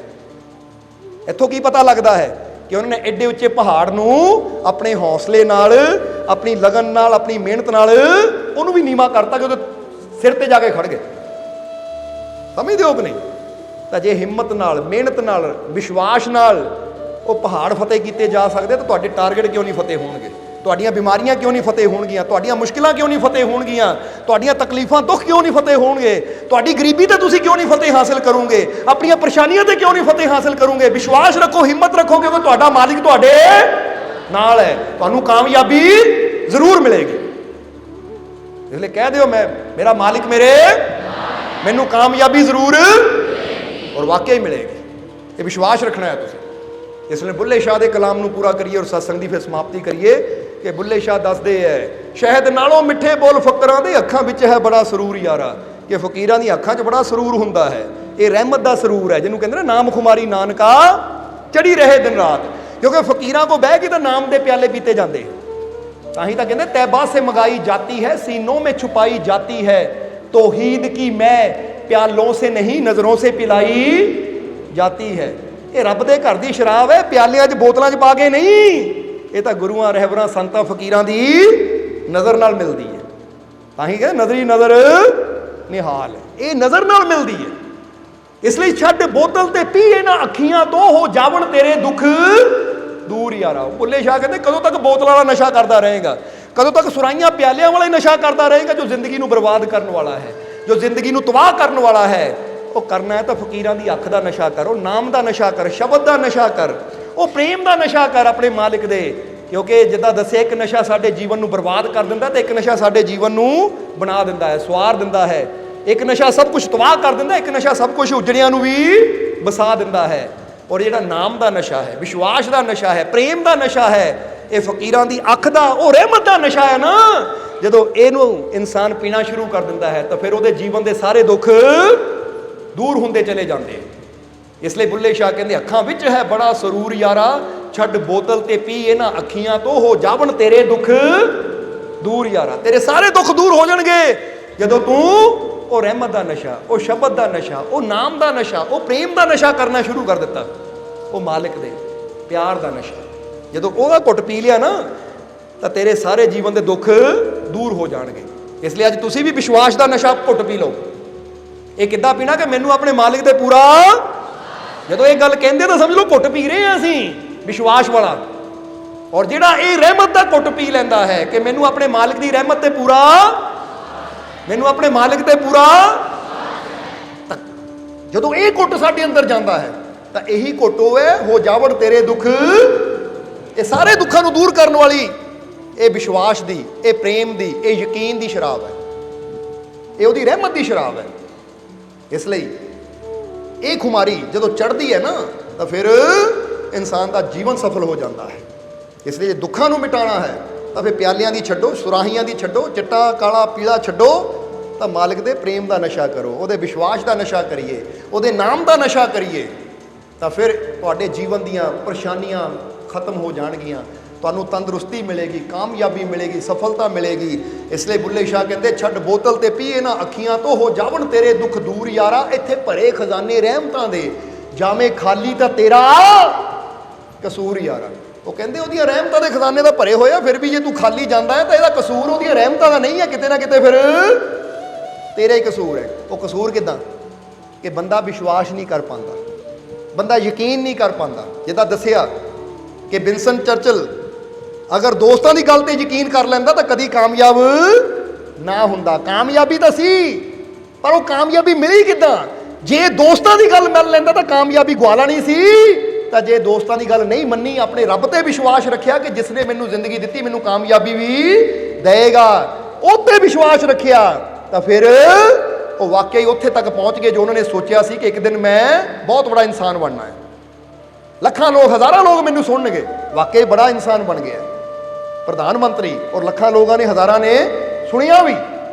ਵਿਸ਼ਵਾਸ ਇਸੇ ਤਰ੍ਹਾਂ ਰੱਬ ਦੀਆਂ ਰਹਿਮਤਾਂ ਦੇ ਖਜ਼ਾਨੇ ਭਰੇ ਹੋਏ ਆ। ਜਿਹੜਾ ਵਿਸ਼ਵਾਸ ਕਰ ਲਏਗਾ, ਆਪਣੇ ਮਾਲਿਕ ਤੇ ਯਕੀਨ ਕਰੇਗਾ ਕਿ ਮੈਨੂੰ ਖੁਸ਼ੀਆਂ, ਕਾਮਯਾਬੀ, ਤੰਦਰੁਸਤੀ ਜ਼ਰੂਰ ਮਿਲੇਗੀ। ਜਿਸ ਨੇ ਮੈਨੂੰ ਜ਼ਿੰਦਗੀ ਦਿੱਤੀ ਉਹ ਮੈਨੂੰ ਕਾਮਯਾਬੀ ਜ਼ਰੂਰ ਦੇਗਾ, ਜਿਸ ਨੇ ਮੈਨੂੰ ਜ਼ਿੰਦਗੀ ਦਿੱਤੀ ਹੈ ਮੇਰੇ ਦੁੱਖਾਂ ਨੂੰ ਜ਼ਰੂਰ ਦੂਰ ਕਰੇਗਾ। ਜਿਹੜਾ ਵਿਸ਼ਵਾਸ ਰੱਖਦਾ ਹੈ ਫਿਰ ਉਹਦੀ ਝੋਲੀ ਭਰ ਜਾਂਦੀ ਹੈ। ਤਾਂ ਜਿਹੜਾ ਦੁਨੀਆ ਦੀ ਗੱਲ ਤੇ ਯਕੀਨ ਕਰਕੇ ਬਹਿ ਜਾਵੇ ਕਿ ਹਾਂ ਵੀ ਇਹ ਸੱਚੀ ਕਹਿੰਦੇ ਆ, ਮੇਰਾ ਦੁੱਖ ਨਹੀਂ ਦੂਰ ਹੋਣਾ, ਚਲੋ ਸਮਝਦੇ ਹੋ ਕਿ ਨਹੀਂ। ਤਾਂ ਹੁਣੇ ਇੱਕ ਲਾਈਨ 'ਚ ਵੀ ਲੱਗੀ ਹੋਈ ਸੀ, ਉਹਨੇ ਕਿਹਾ ਜੀ ਮੇਰੀ ਸੱਸ ਕਹਿੰਦੀ ਹੈ ਆ ਤੇਰਾ ਦੁੱਖ ਨਹੀਂ ਦੂਰ ਹੋਣਾ, 10,000 ਦੀ ਸ਼ਰਤ ਲਾ ਲੈ, 10,000 ਤੈਨੂੰ ਦਊਂਗੀ, ਜਾਈ ਜਾ ਮਾਲਕਾਂ ਕੋ, ਤੇਰਾ ਦੁੱਖ ਨਹੀਂ ਦੂਰ ਹੋਣਾ। ਇਹ ਕਹਿੰਦੇ ਨੈਗੇਟਿਵ ਬੰਦੇ ਹੁੰਦੇ ਆ, ਇਹੀ ਇਦਾਂ ਦੇ ਲੋਕ ਹੀ ਚਰਚਿਲ ਨੂੰ ਕਹਿਣ ਵਾਲੇ ਸੀ ਤੂੰ ਕਿੱਥੇ ਭਾਸ਼ਣ ਦੇਣਾ ਆ, ਤੂੰ ਤਾਂ ਪਾਗਲ ਹੈ, ਮੂਰਖ ਹੈ, ਤੂੰ ਤਾਂ ਹਕਲਾਂਦਾ ਆ। ਇਹ ਕਿ ਹਾਲੇ ਤੁਹਾਡਾ ਪਹਿਲਾ ਦਿਨ ਹੈ, ਯਕੀਨ ਰੱਖੋ ਆਪਣੇ ਮਾਲਿਕ ਤੇ, ਵਿਸ਼ਵਾਸ ਰੱਖੋ। ਬੋਲੋ ਸਮਝਦੇ ਹੋ ਕਿ ਨਹੀਂ? ਕਿਉਂਕਿ ਨੈਗੇਟਿਵ ਬੋਲਣ ਵਾਲੇ, ਬੁਰਾ ਬੋਲਣ ਵਾਲੇ ਇਨਸਾਨ ਬਹੁਤ ਜ਼ਿਆਦਾ ਹੈ। ਜ਼ਰਾ ਗੌਰ ਕਰਨਾ, ਔਰ ਇੱਥੇ ਅਸੀਂ ਇਹੀ ਬਚਾਵ ਕਰਨਾ ਹੈ। ਹੁਣ ਤੁਸੀਂ ਤੁਰੇ ਜਾਂਦੇ ਹੋ, ਰਸਤੇ 'ਚ ਕੰਡੇ ਹੈ, ਰਸਤੇ 'ਚ ਕਿਤੇ ਪੱਥਰ ਪਏ ਆ, ਤਾਂ ਹੁਣ ਇਹ ਥੋੜ੍ਹੀ ਤੁਸੀਂ ਕੰਡਿਆਂ 'ਚ ਉਲਝਦੇ ਜਾਓਗੇ, ਪੱਥਰਾਂ 'ਚ ਵੱਜਦੇ ਜਾਓਗੇ। ਤੁਹਾਨੂੰ ਰੱਬ ਨੇ ਸਮਝ ਦਿੱਤੀ ਹੈ, ਅੱਖਾਂ ਦਿੱਤੀਆਂ ਆ, ਤੁਸੀਂ ਕੀ ਕਰਨਾ ਆ? ਕੰਡਿਆਂ 'ਚੋਂ ਬਚਦਿਆਂ ਹੋਇਆਂ, ਪੱਥਰਾਂ ਤੋਂ ਬਚਦਿਆਂ ਹੋਇਆਂ ਆਪਣੀ ਮੰਜ਼ਿਲ ਵੱਲ ਵੱਧਦੇ ਜਾਣਾ ਹੈ। ਕੁਝ ਲੋਕ ਵੀ ਇੱਦਾਂ ਦੇ ਕੰਡਿਆਂ ਵਾਲੇ ਹੁੰਦੇ ਹੈ, ਜਿਹੜੇ ਕੰਡਿਆਂ ਵਾਲੀਆਂ ਗੱਲਾਂ ਕਰਕੇ ਸਾਨੂੰ ਉਲਝਾਉਣ ਦੀ ਕੋਸ਼ਿਸ਼ ਕਰਦੇ ਆ, ਫਸਾਉਣ ਦੀ ਕੋਸ਼ਿਸ਼ ਕਰਦੇ ਆ, ਪਿੱਛੇ ਕਰਨ ਦੀ ਕੋਸ਼ਿਸ਼ ਕਰਦੇ ਆ। ਪਰ ਜੇ ਰੱਬ ਨੇ ਸਮਝ ਦਿੱਤੀ ਹੈ ਨਾ, ਤਾਂ ਇੱਥੇ ਜੀ ਮਹਾਤਮਾ ਗਾਂਧੀ ਦੀ ਇੱਕ ਬੜੀ ਪਿਆਰੀ ਗੱਲ ਯਾਦ ਆ ਗਈ। ਮਹਾਤਮਾ ਗਾਂਧੀ ਬੈਠੇ ਹੋਏ ਸੀ, ਤਾਂ ਉਹਨਾਂ ਦੀ ਇੱਕ ਆਦਤ ਸੀ, ਉਹਨਾਂ ਨੂੰ ਕੋਈ ਚਿੱਠੀਆਂ ਭੇਜਦਾ ਹੁੰਦਾ ਸੀ ਨਾ, ਤਾਂ ਉਹ ਤਾਂ ਜਵਾਬ ਜ਼ਰੂਰ ਦਿੰਦੇ ਹੁੰਦੇ ਸੀ। ਕਿਉਂਕਿ ਉਸ ਵੇਲੇ ਚਿੱਠੀਆਂ ਜ਼ਿਆਦਾ ਚੱਲਦੀਆਂ ਹੁੰਦੀਆਂ ਸੀ। ਤੇ ਇੱਕ ਵਾਰ ਇੱਕ ਚਿੱਠੀ ਮਿਲੀ, ਔਰ ਜਿਹੜੀ ਵੀ ਚਿੱਠੀ ਆਉਂਦੀ ਸੀ ਨਾ, ਉਹਨਾਂ ਦਾ ਇੱਕ ਸੈਕਟਰੀ ਸੀ, ਉਹ ਪੜ੍ਹਦਾ ਹੁੰਦਾ ਸੀ। ਤਾਂ ਜਦੋਂ ਇੱਕ ਚਿੱਠੀ ਆਈ, ਸੈਕਟਰੀ ਨੇ ਖੋਲੀ ਤੇ ਇੱਕ ਅੰਗਰੇਜ਼ ਨੇ ਲਿਖੀ ਸੀ, ਔਰ ਉਹ ਅੰਗਰੇਜ਼ ਨੇ ਇੰਗਲਿਸ਼ ਵਿੱਚ ਗਾਲਾਂ ਹੀ ਲਿਖੀਆਂ ਸੀ ਬਾਪੂ ਨੂੰ, ਯਾਨੀ ਮਹਾਤਮਾ ਗਾਂਧੀ ਨੂੰ ਗਾਲਾਂ ਕੱਢੀਆਂ ਹੋਈਆਂ ਸੀ, ਕਿਉਂਕਿ ਮਹਾਤਮਾ ਗਾਂਧੀ ਆਜ਼ਾਦੀ ਦਾ ਅੰਦੋਲਨ ਚਲਾ ਰਹੇ ਸੀ ਉਹਨਾਂ ਦੇ ਖਿਲਾਫ। ਉਹਨੇ ਗਾਲਾਂ ਲਿਖੀਆਂ ਹੋਈਆਂ ਸੀ। ਸੈਕਟਰੀ ਨੇ ਪੜ੍ਹਿਆ, ਕਹਿੰਦਾ ਬਾਪੂ ਜੀ ਇਹ 'ਚ ਤਾਂ ਗਾਲਾਂ ਬੜੀਆਂ ਲਿਖੀਆਂ ਹੋਈਆਂ। ਮਹਾਤਮਾ ਗਾਂਧੀ ਨੇ ਕਿਹਾ ਦਿਖਾ ਮੈਨੂੰ। ਬਾਕੀ ਚਿੱਠੀਆਂ ਉਹ ਪੜ੍ਹਦੇ ਹੁੰਦੇ ਸੀ, ਉਹ ਸੁਣਦੇ ਹੁੰਦੇ ਸੀ ਬਸ, ਪਰ ਇਹ ਚਿੱਠੀ ਆਪਣੇ ਹੱਥ 'ਚ ਫੜੀ, ਹੱਥ 'ਚ ਫੜ ਕੇ ਦੇਖੀ, ਹੱਸੇ, ਔਰ ਉਹਨਾਂ ਪੇਪਰਾਂ ਨੂੰ ਇੱਕ ਆਲ ਪਿੰਨ ਲਾਈ ਸੀਗੀ। ਇੱਕ ਆਲ ਪਿੰਨ ਹੁੰਦੀ ਜਿਹੜੀ ਪੇਪਰਾਂ ਨੂੰ ਫਸਾਉਣ ਵਾਸਤੇ ਪਿੰਨ ਲਾਈ ਜਾਂਦੀ ਹੈ। ਮਹਾਤਮਾ ਗਾਂਧੀ ਨੂੰ ਪਿੰਨ ਕੱਢੀ ਔਰ ਆਪਣੇ ਕੋਲ ਸੰਭਾਲ ਕੇ ਰੱਖ ਲਈ, ਤਾਂ ਚਿੱਠੀ ਇਕੱਠੀ ਕਰਕੇ ਡਸਟਬਿਨ 'ਚ ਸਿੱਟਤੀ, ਕਚਰੇ 'ਚ ਸਿੱਟ ਦਿੱਤੀ। ਉਹ ਸੈਕਟਰੀ ਕਹਿੰਦਾ ਬਾਪੂ ਇਹ ਕੀ? ਚਿੱਠੀ ਕਚਰੇ 'ਚ ਸੁੱਟ ਦਿੱਤੀ, ਆਲ ਪਿੰਨ ਕਾਹਦੇ ਰੱਖ ਲਈ? ਕਹਿੰਦੇ ਚਿੱਠੀ ਵਿੱਚ ਮੈਨੂੰ ਇੱਕੋ ਹੀ ਚੀਜ਼ ਕੰਮ ਦੀ ਲੱਗੀ, ਔਰ ਜਿਹੜੀ ਕੰਮ ਦੀ ਲੱਗੀ ਉਹ ਮੈਂ ਸੰਭਾਲ ਲਈ। ਆ ਚਿੱਠੀ ਦੇ ਬੋਲ ਮੇਰੇ ਕੰਮ ਦੇ ਹੈ ਨਹੀਂ ਸੀ, ਇਹਨੂੰ ਕਚਰੇ 'ਚ ਸੁੱਟ ਦਿੱਤਾ। ਸਮਝਦਾਰ ਬੰਦਾ ਉਹ ਹੁੰਦਾ ਜਿਹੜੀ ਚੀਜ਼ ਕੰਮ ਦੀ ਹੈ ਉਹਨੂੰ ਰੱਖੋ, ਤਾਂ ਜਿਹੜੀ ਚੀਜ਼ ਸਾਡੇ ਕੰਮ ਦੀ ਹੈ ਨਹੀਂ ਉਹਨੂੰ ਇਕੱਠਾ ਮੁੱਠਾ ਕਰੋ, ਸਿੱਟ ਦਿਓ ਕਚਰੇ 'ਚ। ਆ ਸੰਤਾਂ ਦੇ ਬੋਲ ਸਾਡੇ ਕੰਮ ਦੇ ਹੈ, ਇਹਨੂੰ ਦਿਲ 'ਚ ਰੱਖੋ, ਦਿਮਾਗ 'ਚ ਰੱਖੋ, ਹਿਰਦੇ 'ਚ ਰੱਖੋ, ਰੋਮ ਰੋਮ 'ਚ ਰੱਖੋ। ਤਾਂ ਕੋਈ ਬੁਰੇ ਬੋਲ ਬੋਲਦਾ ਹੈ ਨਾ, ਗਾਲੀ ਕੱਢਦਾ ਹੈ, ਕੋਈ ਸਾਨੂੰ ਕਹਿੰਦਾ ਤੂੰ ਨਹੀਂ ਠੀਕ ਹੋਣਾ, ਤੂੰ ਨਹੀਂ ਕਾਮਯਾਬ ਹੋਣਾ, ਇਹ ਉਹ ਬੋਲ ਹੈ, ਇਹਨਾਂ ਨੂੰ ਕਚਰੇ 'ਚ ਸੁੱਟੋ, ਇਹਨਾਂ ਨੂੰ ਦਿਲ 'ਚ ਨਾ ਰੱਖੋ, ਦਿਮਾਗ 'ਚ ਨਾ ਰੱਖੋ।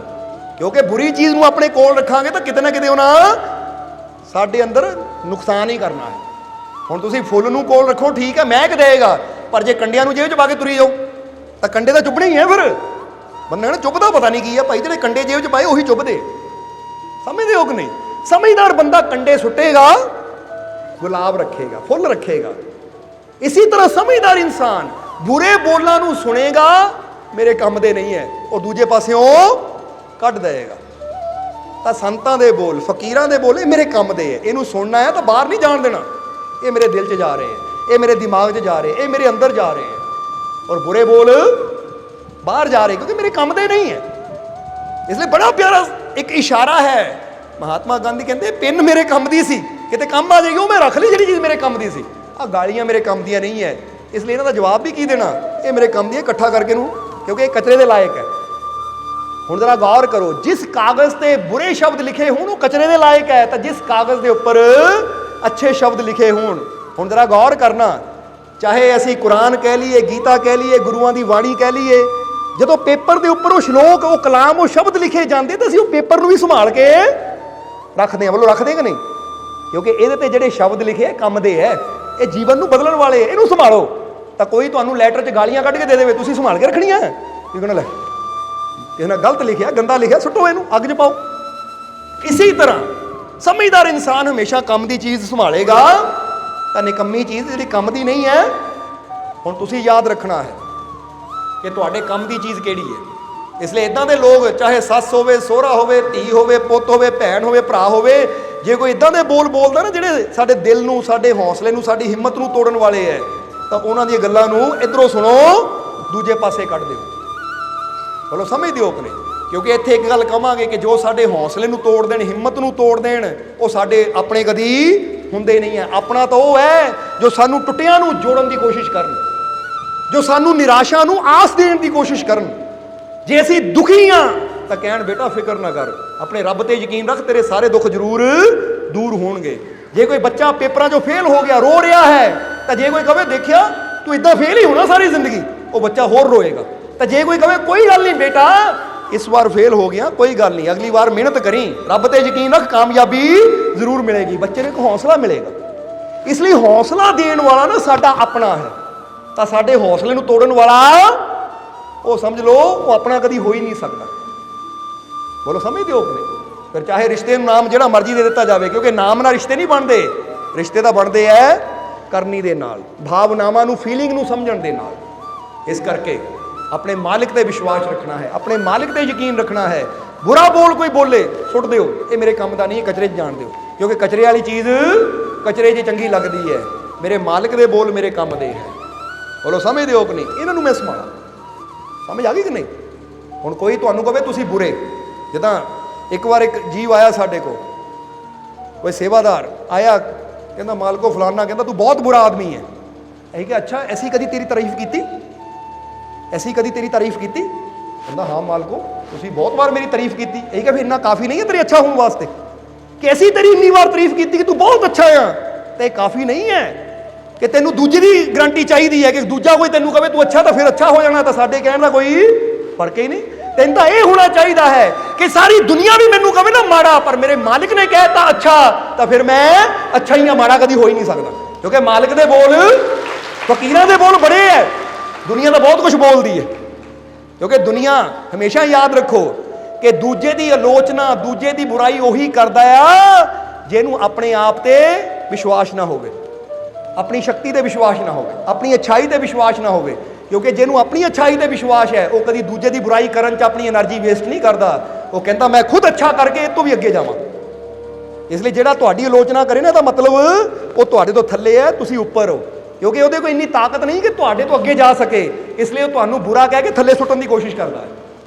ਇਹ ਗੱਲ ਨੋਟ ਕਰ ਲੈਣਾ ਤੁਸੀਂ। ਇਸ ਲਈ ਖੁਸ਼ ਹੋਵੋ ਅਗਰ ਕੋਈ ਤੁਹਾਡੀ ਆਲੋਚਨਾ ਕਰਦਾ, ਇਹਦਾ ਮਤਲਬ ਮੈਂ ਉਹ ਤੋਂ ਉੱਪਰ ਹਾਂ, ਤਾਂ ਹੀ ਤਾਂ ਮੈਨੂੰ ਥੱਲੇ ਖਿੱਚ ਰਿਹਾ ਹੈ। ਤੁਸੀਂ ਵੀ ਕਦੀ ਗੌਰ ਕਰਨਾ, ਤੁਸੀਂ ਕਦੀ ਆਪਣੇ ਤੋਂ ਨੀਵੇਂ ਤੋਂ ਨਹੀਂ ਸੜਦੇ, ਜਦ ਵੀ ਸੜਦੇ ਹੋ ਤਾਂ ਆਪਣੇ ਤੋਂ ਉੱਚੇ ਤੋਂ ਸੜਦੇ ਹੋ। ਉਹਦੀ ਕੋਠੀ ਵਧੀਆ, ਉਹਦੀ ਕਾਰ ਵਧੀਆ, ਉਹਦਾ ਆਹ ਵਧੀਆ, ਬੋਲੋ ਸਮਝਦੇ ਹੋ ਕਿ ਨਹੀਂ? ਇਸ ਲਈ ਆਪਣੇ ਤੋਂ ਹਮੇਸ਼ਾ ਉੱਚੇ ਤੋਂ ਹੀ ਬੰਦਾ ਸੜਦਾ ਹੈ, ਕਿਉਂਕਿ ਉਹਦੇ ਅੰਦਰ ਇੰਨੀ ਕੁਆਲਿਟੀ ਨਹੀਂ ਹੈ ਕਿ ਮੈਂ ਉਹਦੀ ਬਰਾਬਰੀ ਕਰ ਸਕਾਂ। ਇਸ ਲਈ ਜੇ ਕੋਈ ਤੁਹਾਡੇ ਤੋਂ ਸੜਦਾ ਨਾ, ਬੁਰਾ ਬੋਲਦਾ, ਤਾਂ ਖੁਸ਼ੀ ਦੀ ਗੱਲ ਹੈ, ਇਹਨੂੰ ਦਿਲ ਤੇ ਲੈ ਕੇ ਦੁਖੀ ਨਾ ਹੋਵੋ। ਇਹਦਾ ਮਤਲਬ ਉਹਦੇ ਨਾਲੋਂ ਜ਼ਿਆਦਾ ਗੁਣ ਮੇਰੇ ਅੰਦਰ ਹੈ, ਕਿਉਂਕਿ ਮੇਰੀ ਅੱਛਾਈ ਨੂੰ ਦੇਖ ਕੇ ਲੋਕ ਸੜਦੇ ਆ। ਹੁਣ ਫਰਜ਼ ਕਰੋ ਇੱਕ ਬੰਦਾ ਮੋਟਰਸਾਈਕਲ ਤੇ ਜਾ ਰਿਹਾ, ਤੁਸੀਂ ਕਾਰ 'ਚ ਜਾ ਰਹੇ ਹੋ, ਫੇਰ ਹੀ ਮੋਟਰਸਾਈਕਲ ਵਾਲਾ ਸੜੇਗਾ। ਬੋਲੋ ਸਮਝਦੇ ਹੋ ਕਿ ਨਹੀਂ? ਜੇ ਹੁਣ ਤੁਸੀਂ ਸਾਈਕਲ ਤੇ ਜਾਂਦੇ ਹੋ ਤਾਂ ਉਹਨੂੰ ਸੜਨਾ, ਉਹਨੂੰ ਖੁਸ਼ ਹੋਣਾ, ਦੇਖਿਆ ਮੇਰੇ ਕੋਲ ਮੋਟਰਸਾਈਕਲ, ਕੋਈ ਸਾਈਕਲ। ਸੋ ਐਵੇਂ ਕਿਸੇ ਦੀ ਗੱਲ ਨੂੰ ਆਪਣੇ ਦਿਲ ਤੇ ਲਾ ਕੇ ਦੁਖੀ ਨਾ ਹੋਵੋ। ਜੇ ਕੋਈ ਤੁਹਾਡੀ ਨਿੰਦਿਆ ਕਰਦਾ ਹੈ, ਤੁਹਾਡੀ ਚੁਗਲੀ ਕਰਦਾ, ਤੁਹਾਡੀ ਆਲੋਚਨਾ ਕਰਦਾ ਹੈ, ਤੇ ਇਹਦਾ ਮਤਲਬ ਹੈ ਕਿ ਇਹ ਤੁਹਾਨੂੰ ਆਪਣੇ ਤੋਂ ਉੱਚਾ ਸਮਝਦਾ ਹੈ, ਤਾਂ ਹੀ ਤੁਹਾਡੀ ਆਲੋਚਨਾ ਕਰ ਰਿਹਾ ਹੈ। ਕਿਉਂਕਿ ਇਹਦੇ ਕੋਲ ਖੁਦ ਕੋਲ ਤਾਂ ਇੰਨੀ ਸ਼ਕਤੀ ਹੈ ਨਹੀਂ ਕਿ ਮੈਂ ਉੱਪਰ ਹੋ ਸਕਾਂ। ਬੋਲੋ ਸਮਝਦੇ ਹੋ ਕਿ ਨਹੀਂ? ਇਸ ਲਈ ਇਹ ਤੁਹਾਨੂੰ ਇਦਾਂ ਦੇ ਬੋਲ ਬੋਲੇਗਾ ਕਿ ਤੁਹਾਡੀ ਖੁਸ਼ੀ ਜਿਹੜੀ ਹੈ ਨਾ, ਇਹਨੂੰ ਖੋ ਕੇ ਤੁਹਾਨੂੰ ਥੱਲੇ ਗਿਰਾਉਣ ਦੀ ਕੋਸ਼ਿਸ਼ ਕਰੇਗਾ। ਇਸ ਲਈ ਮੈਂ ਕਿਉਂ ਗਿਰਾਂ? ਮੈਂ ਕਿਉਂ ਇਹਦੀ ਗੱਲ ਸੁਣ ਕੇ ਗਿਰਾਂ? ਬਲਕਿ ਮੈਂ ਸੁਣਾ ਆਪਣੇ ਮਾਲਿਕ ਦੀ ਗੱਲ, ਮੈਂ ਸੁਣਾ ਫਕੀਰਾਂ ਦੀ ਗੱਲ ਜੋ ਮੈਨੂੰ ਅੱਗੇ ਵਧਾਉਣ ਵਾਲੇ ਹੈ। ਕਿਉਂਕਿ ਲਾਣੀਆਂ ਤਾਂ ਉੱਚੀਆਂ ਨਾ ਲਾਓ ਜਿਹੜੇ ਸਾਨੂੰ ਹੋਰ ਉੱਚਾ ਕਰ ਦੇਣ। ਸਮਝ ਆ ਗਈ ਕਿ ਨਹੀਂ? ਇਸ ਲਈ ਛੱਡ ਬੋਤਲ ਤੇ ਪੀ ਇਹਨਾਂ ਅੱਖੀਆਂ ਤੋਂ, ਹੋ ਜਾਵਣ ਤੇਰੇ ਦੁੱਖ ਦੂਰ ਯਾਰਾ। ਇੱਥੇ ਭਰੇ ਖਜ਼ਾਨੇ ਰਹਿਮਤਾਂ ਦੇ, ਜਾਵੇ ਖਾਲੀ ਤਾਂ ਤੇਰਾ ਕਸੂਰ ਯਾਰਾ। ਹੁਣ ਰਹਿਮਤਾਂ ਦੇ ਖਜ਼ਾਨੇ ਮਾਲਿਕ ਦੇ ਘਰ 'ਚ ਭਰੇ ਹੈ, ਪਰ ਯਾਦ ਰੱਖਣਾ, ਯਕੀਨ ਰੱਖਣਾ, ਭਰੋਸਾ ਰੱਖਣਾ, ਫੇਰ ਹੀ ਝੋਲੀਆਂ ਭਰ ਕੇ ਜਾਓਗੇ। ਤਾਂ ਜੇ ਤੁਹਾਡਾ ਹੀ ਭਰੋਸਾ ਅਧੂਰਾ ਹੋਇਆ, ਤੁਹਾਡੇ ਬਰਤਨ 'ਚ ਛੇਦ ਹੋਇਆ, ਤਾਂ ਫਿਰ ਅਸੀਂ ਨਦੀ 'ਚੋਂ ਪਾਣੀ ਕਿੱਦਾਂ ਲਿਆਵਾਂਗੇ? ਫਿਰ ਨਦੀ ਦਾ ਦੋਸ਼ ਨਹੀਂ ਹੈ, ਫਿਰ ਤਾਂ ਆਪਣਾ ਹੀ ਦੋਸ਼ ਹੈ। ਇਸ ਲਈ ਆਪਣੇ ਅੰਦਰ ਪੂਰਾ ਵਿਸ਼ਵਾਸ ਰੱਖੋ ਕਿ ਮੈਨੂੰ ਆਪਣੇ ਮਾਲਿਕ ਤੇ ਪੂਰਾ, ਬਸ ਇਹ ਵਿਸ਼ਵਾਸ ਰੱਖਣਾ ਹੈ। ਇਸ ਲਈ ਬੁੱਲੇ ਸ਼ਾਹ ਕਹਿੰਦੇ ਇੱਥੇ ਭਰੇ ਖਜ਼ਾਨੇ ਰਹਿਮਤਾਂ ਦੇ, ਜਾਵੇਂ ਖਾਲੀ ਤੇ ਤੇਰਾ ਕਸੂਰ ਯਾਰਾ।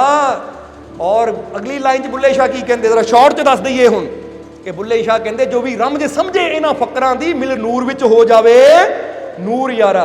ਕਹਿੰਦੇ ਜਿਹੜੇ ਫਕੀਰਾਂ ਦੀ ਰਮਜ਼ ਨੂੰ ਸਮਝ ਲੈਂਦੇ ਨਾ, ਬੋਲਾਂ ਨੂੰ ਸਮਝ ਲੈਂਦੇ, ਉਹ ਤੇ ਯਕੀਨ ਕਰ ਲੈਂਦੇ ਐ, ਫਿਰ ਉਹ ਅੰਧੇਰੇ 'ਚੋਂ ਨਿਕਲ ਕੇ ਪ੍ਰਕਾਸ਼ ਨਾਲ ਜੁੜ ਕੇ ਪ੍ਰਕਾਸ਼ ਦੇ ਰੂਪ ਹੋ ਜਾਂਦੇ ਆ। ਇਸ ਲਈ ਜੋ ਤੁਹਾਨੂੰ ਸਮਝਾਇਆ ਨਾ, ਅਗਰ ਇਹ ਤੇ ਯਕੀਨ ਕਰੋਗੇ, ਵਿਸ਼ਵਾਸ ਕਰੋਗੇ, ਤਾਂ ਤੁਸੀਂ ਵੀ ਦੁੱਖਾਂ, ਪਰੇਸ਼ਾਨੀਆਂ, ਨਾਕਾਮਯਾਬੀ, ਅਸਫਲਤਾ ਦੇ ਅੰਧੇਰੇ 'ਚੋਂ ਨਿਕਲ ਕੇ ਖੁਸ਼ੀਆਂ, ਕਾਮਯਾਬੀ, ਸਫਲਤਾ, ਆਨੰਦ ਦੇ ਪ੍ਰਕਾਸ਼ ਨਾਲ ਜੁੜ ਕੇ ਪ੍ਰਕਾਸ਼ ਹੀ ਹੋ ਜਾਓਗੇ। ਪਰ ਉਹ ਹੋਏਗਾ ਉਦੋਂ ਜਦੋਂ ਇਹ ਫਕੀਰਾਂ ਦੇ ਵਚਨਾਂ ਨੂੰ ਮੰਨ ਲਓਗੇ, ਸਮਝ ਲਓਗੇ, ਯਕੀਨ ਕਰ ਲਓਗੇ। ਬੋਲੋ ਸਮਝਦੇ ਹੋ ਕਿ ਨਹੀਂ? ਇਸ ਲਈ ਅਸੀਂ ਤੁਹਾਨੂੰ ਵੀ ਕਹਾਂਗੇ, ਦੁਨੀਆ ਤੁਹਾਨੂੰ ਜਿੰਨਾ ਮਰਜ਼ੀ ਮਾੜਾ ਕਵੇ, ਦੁਨੀਆ ਤੁਹਾਨੂੰ ਜਿੰਨਾ ਮਰਜ਼ੀ ਬੁਰਾ ਕਵੇ, ਪਰ ਅਸੀਂ ਕਹਿੰਦੇ ਆ ਤੁਸੀਂ ਬਹੁਤ ਅੱਛੇ ਹੋ, ਸਾਰੇ ਤੁਸੀਂ ਬਹੁਤ ਪਿਆਰੇ ਹੋ, ਬਹੁਤ ਅੱਛੇ ਹੋ।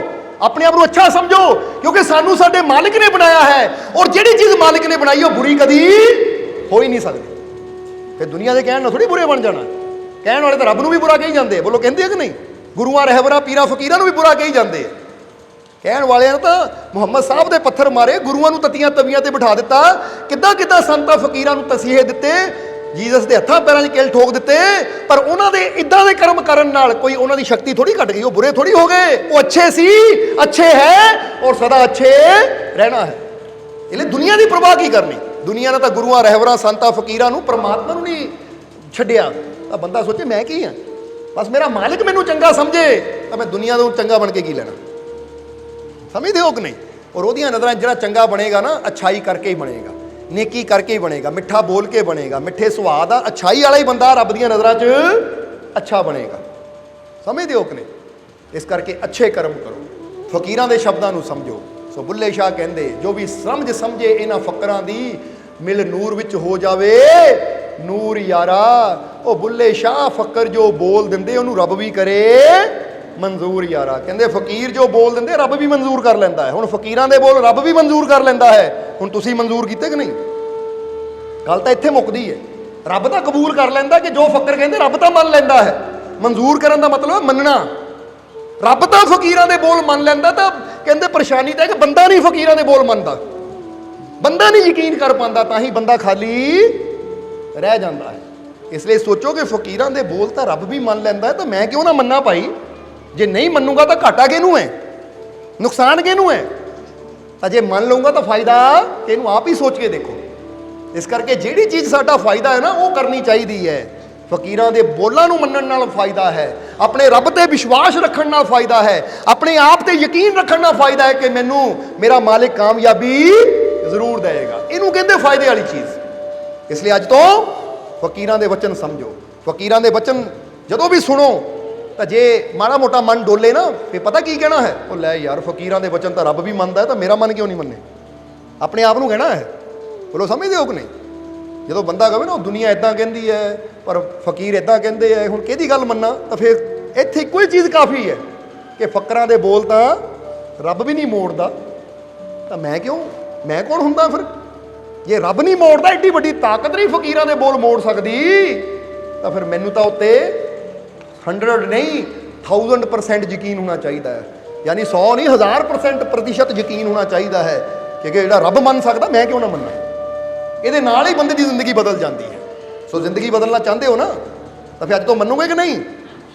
क्योंकि इत्थे भरे खजाने रहमतां दे, ये रहमतां दे खजाने भरे आ। बस वचनां नूं मन के असीं भरे हुए खजानियां नूं अपने जीवन च उतार के अपना जीवन भी भरपूर कर सकते हैं, अपना जीवन भी सफल बना सकते हैं।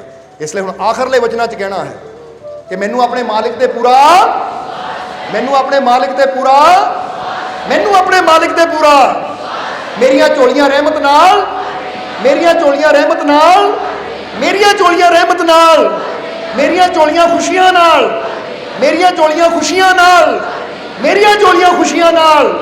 मेरा मालिक मेरे, मेरा मालिक मेरे, मेरा मालिक मेरे, मेरे सारे दुख दूर, मेरे सारे दुख दूर, मेरे सारे दुख दूर। आ जाओ फिर सचमुच हो गए, क्योंकि विश्वास रखना। क्योंकि जो विश्वास ना कहता मेरा मालिक नाल है, मेरे दुख दूर हो गए, तो वाकई हो जाते हैं। इसलिए यकीन रखो, विश्वास रखो, तो मालिक तुहानू भी भरपूर करेगा। किसी चीज़ की कमी टोट घाट नहीं तुहानू आएगी और तुहाडा ये जीवन सफल हो जाएगा। और हुण इन्हां वचनां दे नाल ही असीं अज दे सत्संग की समाप्ति करांगे। और हुण यही असीं अंत विच मालिक दे अगे अरदास बेनती करांगे कि मालिक तुहानू सब नू नाम नाल जुड़न की ताकत देण, तुहानू सब नू नाम जपण की ताकत देण, सेवा सिमरन करन दा, नेक मार्ग ते चलण दा मालिक तुहानू बल बख्शण। और तुहाडे सब दे दिलां सच्ची मुहब्बत, सच्चा प्रेम, सच्चा विश्वास मालिक पैदा कर देण। तुहाडीआं सब दीआं तकलीफां दुखां दर्दां नू मालिक दूर करन और तुहाडी झोली नू खुशियां नाल भरपूर करन।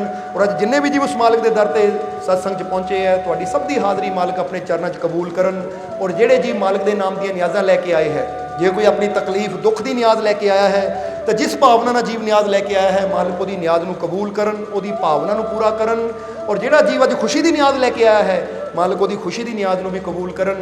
और वह जीव की झोली च इन्नियां खुशियां पा देन कि उहनूं फरियादा करन की कदी लोड़ ही ना पवे। और जिहड़े जीव सेवा च योगदान देण वाले है मालिक उन्हां दी कमाई च भी बरकतां देण, वाधा देण, ताकि इसी तरह मालिक दे घर की सेवा करके वो मालिक दीआं रहमतां नूं हासिल करके अपनी जिंदगी खुशियां, आनंद, रहमत बख्शिश भरपूर करते रहन। और अपनी कृपा, दया, मेहर, रहमत बख्शिश हमेशा मालिक तुहाडे ते बनाए रखन। आने वाला समा तुहाडे वास्ते सुख समृद्धि भरिया होवे, यही साडी उस मालिक दे चरनां च अरदास बेनती है। और हुण अंत विच तुहाडे सब दे अंदर वसदे उस मालिक नूं असीं प्रणाम करदे हां। साडा प्रणाम स्वीकार करो। जय मालिका दी। सब्सक्राइब कीजिए सर्व संध्या दरबार कांटिया शरीफ चैनल को और बेल आइकन दबाइए मालिक जी के लेटेस्ट सत्संग की वीडियो को सबसे पहले देखने के लिए।